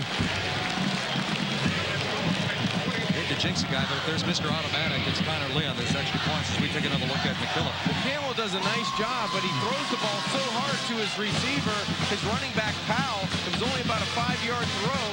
Powell's not a receiver, he's a running back. This is a tough catch on a cold day when the ball's up high. McKillop does a nice job of getting away from Powell, high-stepping it around the 5-yard line and taking it in for 6. 17 yards on the return for the touchdown for Scott McKillop. Who backed up an All-American. H.B. Blades and Hunter Cantwell last week. 23 of 36, a couple of touchdowns, and it's turned into a long afternoon as Pittsburgh now, after the loss to Rutgers that could haunt them, but they do control their own destiny. They really do. They play West Virginia, you know, and that's going to be a huge game. All the teams that are out in front of them, they need to go and beat. So they control what happens in the Big East Conference. It's going to be, you know, the UConn game at the end of the year, the West Virginia game. They have control of what they can do from here on in. Coming up tonight over in Morgantown, Cincinnati and West Virginia.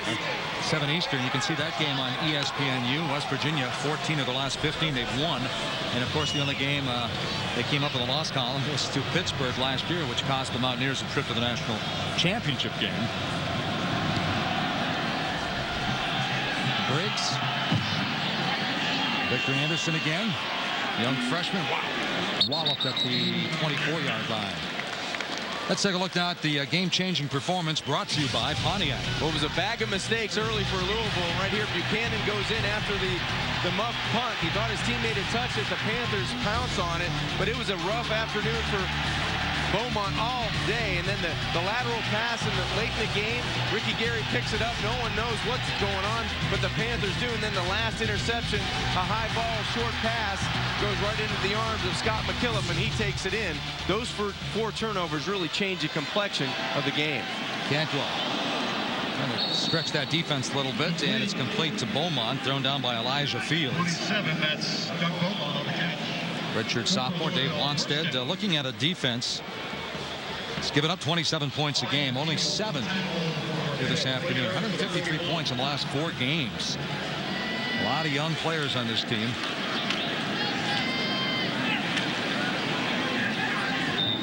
Of course, they were riding that 5-game winning streak, and Rutgers came in, put 54. They were averaging about 13, if that, in Big East play. But again, early in the broadcast, I was trying to get that point across that we had talked about, that they were so programmed to stop that Navy option that the DBs were still coming up. And Mike Teal wound up going over their heads. Yeah, and a lot of those plays that were here at Heinz Field against Rutgers, they had good coverage. It was just better throws. You know, it was one of those days where Mike Teal just had a hot hand, and he has those talented receivers on both sides, and especially at tight end, and they were able to make plays and make more plays than the Panthers could. 6 of 14 on 3rd down. It's 3rd and 2 for the Cards, and it's going to be a 4th down situation now with 6:19 to go near the midfield. We look at 41-7. Steve Craigthorpe, needless to say, will go for it here. And if they don't get it, needless to say, Pittsburgh has a pretty good field position. Yeah, and a handy lead at 41-7. So right now, Hunter Cantwell is just trying to put a drive together to get some points on the scoreboard. He's been under duress. You know, I have to credit the Pitt defensive line and linebackers. He's had a lot of pressure in his face. Cantwell. Well, it was 4th and 2. And they try to stretch it looking for Doug Beaumont. And the ball goes over to Pittsburgh on downs. Good coverage on 4th down. Nowhere really for Hunter Cantwell to throw the football. Both receivers to the short side were covered well. And a frustrating afternoon for the Cardinals and their head coach, Steve Kragthorpe, after last week getting beat on the road at Syracuse. If you take a look on the sidelines, Bill Stahl may have, when he bumped knees, may have injured that left knee. So this is probably precautionary. He was able to kind of limp around and finish out the string. And now the guy that has beat West Virginia last year and Notre Dame this year gets his first snap in the afternoon in Pat Bostic. Yeah, it's something that Bill Stahl won't experience. Now, you beat Notre Dame twice, right? What's it feel like to go into Notre Dame like Bostic did and pick up a victory? Well, Notre Dame's such a great, place to play, and as a quarterback going in there and knowing the great teams that have played there for Notre Dame and the history that they have in tradition, it's always great to go in there. And if you're lucky enough to come out with a victory like Pat did last week, he was able to, to make some mistakes, but overcome those mistakes and throw a big touchdown pass to the freshman Jonathan Baldwin with not a lot of time left, get them into overtime, and then it was the kicking of Connor Lee. But it's a great feeling to come out of there with a W. Those mistakes you talk about for Bostic, 3 INTs, and the touchdown came on a 4th and 6 to Baldwin. We're going to eat some clock now. 5.5 minutes to go before they pick up their 7th win. So Bill Stahl returns to the field. He goes 15 of 27 for 216 yards and a touchdown here today. Yeah, 9 different receivers. Had the nice touchdown pass to Turner in the end zone. Gave enough air underneath the football. And more importantly, he came back and was assertive. He did a good job managing the game. Didn't turn the football over. Was confident, and the ball came out on time. He did a nice job and didn't have a lot of run support from either running back. So he did a good job on his own today. That's a good point. 4 of the country's top 15 rushers hail from the Big East, but neither Anderson or McCoy a big factor in the ball game today. Out of the I formation. Cannon comes up and makes the stop. That's Sharif Harris with the carry for Pittsburgh. And we're talking about if McCoy goes pro, the #1 running back in New Jersey has a verbal commitment to this school, and they have a young man by the name of Chris Burns redshirting this year. He had 3,600 yards rushing, 63 touchdowns his last 2 years of high school. So Wanstead obviously would hate to see McCoy go, but he says they've been planning for it. Well, you hate to see a guy that can, carry the game on his shoulders. And today was rough sledding for him because Louisville was a formidable opponent up front. They did a great job of controlling the line of scrimmage, but Shady McCoy is one heck of a running back. This one's taken. The end zone. I was just going to ask you, John, what happened to the 10-yard thing, but I guess when it's 41-7 with 3:54 to go. Let's take a look at our Polaris Ranger hardest working player of the game. Well, it was Shady McCoy. Started out pretty slow for the Panthers. There was really nowhere to run the football, but he came on as the game progressed, and he got a lot of his yards on the outside. 17 rushes for 39 yards, but it was tough going inside the tackles. He had one pass attempt and a nice catch by Porter on the outside, but this was the run to the outside that really got him going later in the game, and then he has the touchdown where he started left and then bounced it right in for an easy score. Yeah, I'm looking at that pass he threw for the completion for 14 yards, John, and maybe I read that wrong. I read an article where Dave Wanstead said the difference between us and Arkansas last year is Shady is an average passer, and I chuckled and I said that means he can't throw the football, but he did pretty good. No, he did a good job. I mean, that's tough to do. He's got the gloves on, he hasn't warmed up, and he just goes out and rolls outside. He's an athlete. He can make those throws. I mean, he's no John Congemi. Well, he's close. Yeah, well, I don't know if I want to go there, but I wish I could run half as good. I couldn't run 10 yards like him.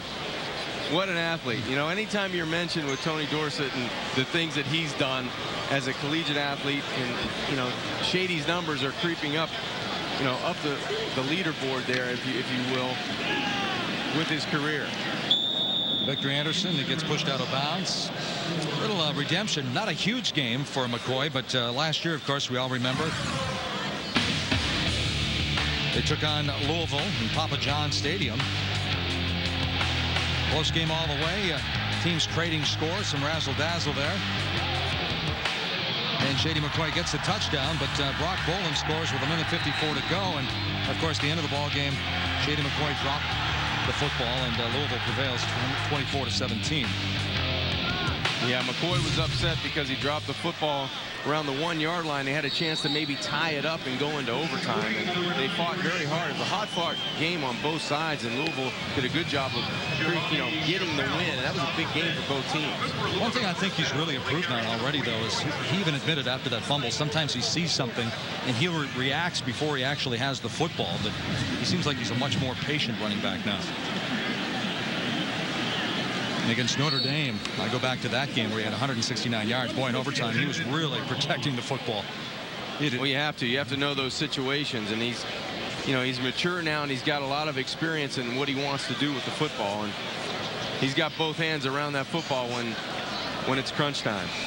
Well, again, Phil Bennett, the defensive coordinator, said the battle cry this week is we haven't really played that great defensive game at home that we thought we could. Matt Sims back in at quarterback for the second time today. Played in the second quarter. Comes from a very talented family. Kind of an unorthodox release, almost a sidearm ball for him. Yeah, but the ball comes out quick and it comes out on time, and that's what you look for in a young quarterback. You want to see if he has a good feel for the pass offense, and hasn't had a lot of experience and a lot of playing time, so that usually is a sign that he's paying attention and getting some reps in practice. This one's batted down and picked off. Another turnover. So the Pitt Panthers are going to go from -9 to -5 in one game. This is Craig Bocor out of Aliquippa, Pennsylvania. 5 turnovers now for the Louisville Cardinals.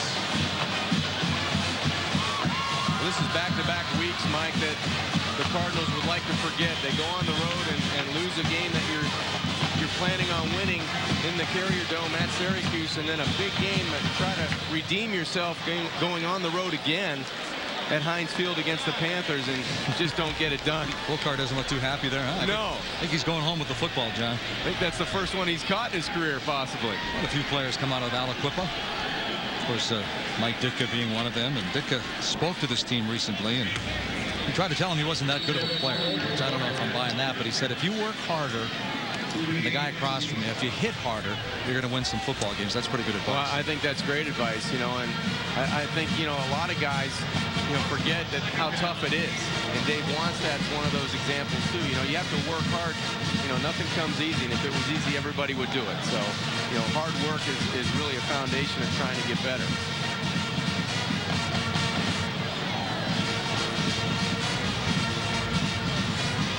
Minute 15 to go.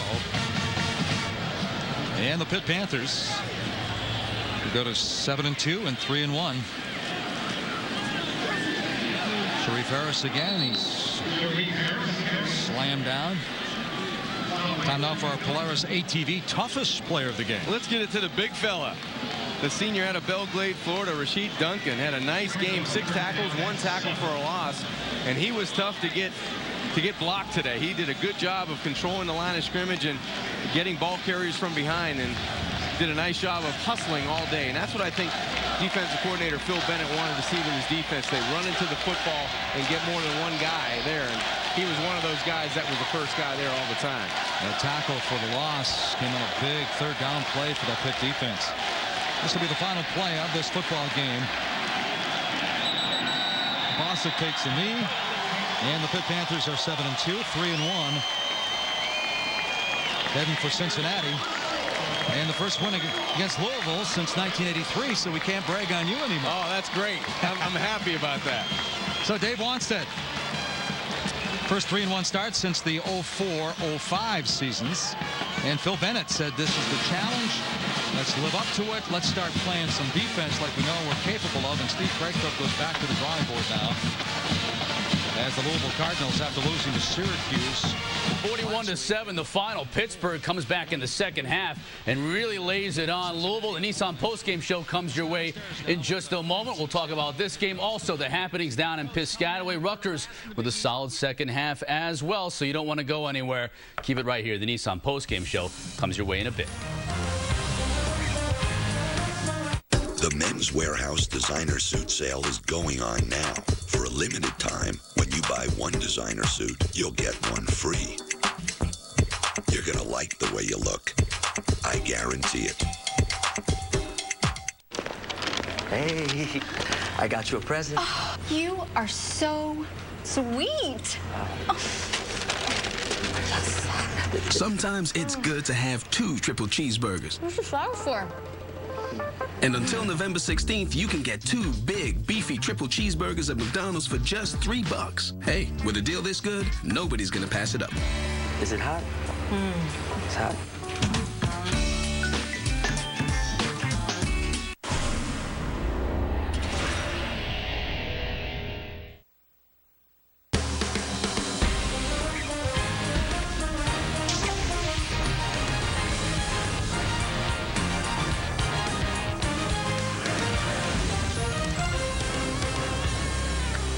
Welcome to the Nissan Postgame Show inside our studios here on the corner of 51st Street and 6th Avenue in Midtown. Our Big East game of the week on SNY saw Pittsburgh destroy Louisville in the second half. Chris Cotter along with Ray Lucas, Don McPherson here. And guys, I mean, this game was close, and it was made even closer when Kevin Cantwell led Louisville down and scored a touchdown to make it 20-7. Right. Hunter Cantwell, rather, and then all of a sudden, it was all Pitt. I almost got excited.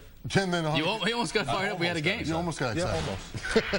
Take a look at what happened here in this game. And this is Hunter Cantwell in the second half. Remember, he got pulled for the final 2 possessions in the first half. And then in the third quarter, after a long Pitt drive, he directs Louisville down for a score to make it 20-7. And we did have a game. Yeah, we did have a game for a while, and like you said, Hunter Cantwell was doing a good job, and then all of a sudden the mistakes started to happen. That is a lateral, and fortunately Pitt woke up on the play. I think everybody else fell asleep, and then Hunter Cantwell just started going in the opposite direction. This time I think the problem is he just throws the ball too hard, goes right through the receiver's hands, and then Scott McKillop, who should have been my beast of the East this week. But he wasn't. Really? He wasn't. He wasn't? No. I knew it was going to be a defensive guy. Hunter Cantwell looking on in disbelief. The wheels did come off for Louisville in the second half. They made a game of it, but then Pittsburgh really pulled away despite the fact that LaShawn McCoy couldn't get it going all day long. It was really on the shoulders of Bill Stull, and he pulled it out. Bill Stull played awesome, managed the game very well, moved the ball down the field in a timely fashion, and didn't really make too many mistakes, but I will give it to the defense. In the second half, they came to play. Yes, Hunter Cantwell, that might have been his last start or finish. I'm not really sure, but when you see a young quarterback like that, like Sims, come in, that could be the writing could be on the wall, and Hunter Cantwell could have just maybe ended his career. And I think on the other side of the football, when you look at Bill Stull, you look at the job that he did today in coming back after the concussion, leading his team. We talked about at the top of the show that this was the guy that was going to bring back that confidence in his team and get that momentum back. And you just see the job that he did, spreading the ball around. He's got a young group of talented skill players around him. I think this guy is going to be the future big-time quarterback in the conference. You know, he's got 2 big receivers in Baldwin and Turner, and he's become a master at putting that ball up sort of the outside, over the outside shoulder, and allowing those 2 big guys to go up and get it. I think that's one of the things that young quarterbacks, when you have big guys like that, exactly, you know you can put the ball, air it out, and get those big plays. When you give your receivers big-time plays like that, they start to believe in you. They start to work a little bit harder for you, and that's exactly what Bill Stull has done. I've been impressed with his progress. It hasn't been really fast. It's been just steady and slow. He's allowed LaShawn McCoy to take a lot of the load, and now he's starting to show that leadership and that ability to throw the ball vertical. I think he's been the key. Yeah. I think he's been the key to Pittsburgh's success. He's a very big surprise for me personally. I didn't think he was one of the upper echelon quarterbacks in the Big East at the start of the season. I do think he is now. I think he's a key component in Pittsburgh's success. Let's look at the final stats of the game right here as we take a look at them. 41-7 is the final score, and then you see the rushing yards in this game. I mean, Louisville actually had more rushing yards in the first half than they had for the total game. Right. So they went backwards in the second half. They basically said, let's get away from the run, as we thought might happen when they were down 17-0, and let's throw the ball. It worked at first, but then it fell apart. Pittsburgh, even though they couldn't run the football, they had a long, sustained drive to start that second half, about 8 minutes, and that really, even though it only led to a field goal, that was somewhat of a back-breaking drive because it made it 20-0, and it really put the onus on Cantwell to have to throw the ball a lot in the second half. Yeah, and he just didn't have the rhythm. He just didn't have it in the second half. And I think the key, as you look at all those stats, and they come in the Cantwell file, all those 5 turnovers. Yes, some were on special teams, on punt receptions, but the key were those 2 turnovers for Hunter Cantwell that led directly to Pitt scores. Yeah, LaShawn McCoy for the day, 17 carries, only 39 yards. And we mentioned, I think he had 2 yards in the first half. 7 carries, 2 yards. He was just running into a wall all day long. And you're right about it being credit to Bill Stull, because from the start, Dave Wanstead and the Panthers knew, all right, we can't rely on McCoy to go for 139 and 2 yards like he's apt to do. That's right. It's got to be on the shoulder of our quarterback. And this is a sign of a good team as far as I'm concerned, because when your star guy gets taken out of the game, what do you do? How do you respond? And I think Pittsburgh responded to say, you know what? Yes, Bill Stull's coming off a concussion, but we believe in him. We trusted him. They gave him the football, and he delivered. Yeah, and you talked about at the top of the show where we talk about so often, stack the box, put 8 guys in the box, force that young quarterback to win the game, and Bill Stull did just that. So Pitt improves to 7-2 overall, and with just that 1 loss in conference, they're right in the thick of this Big East hunt. When we come back, highlights from Piscataway. Syracuse gave Rutgers an early scare. Yeah. How would the Scarlet Knights respond? And a preview of the battle for first in the Big East. Cincinnati heads to Morgantown to face a Mountaineer team that's on a big-time roll right now.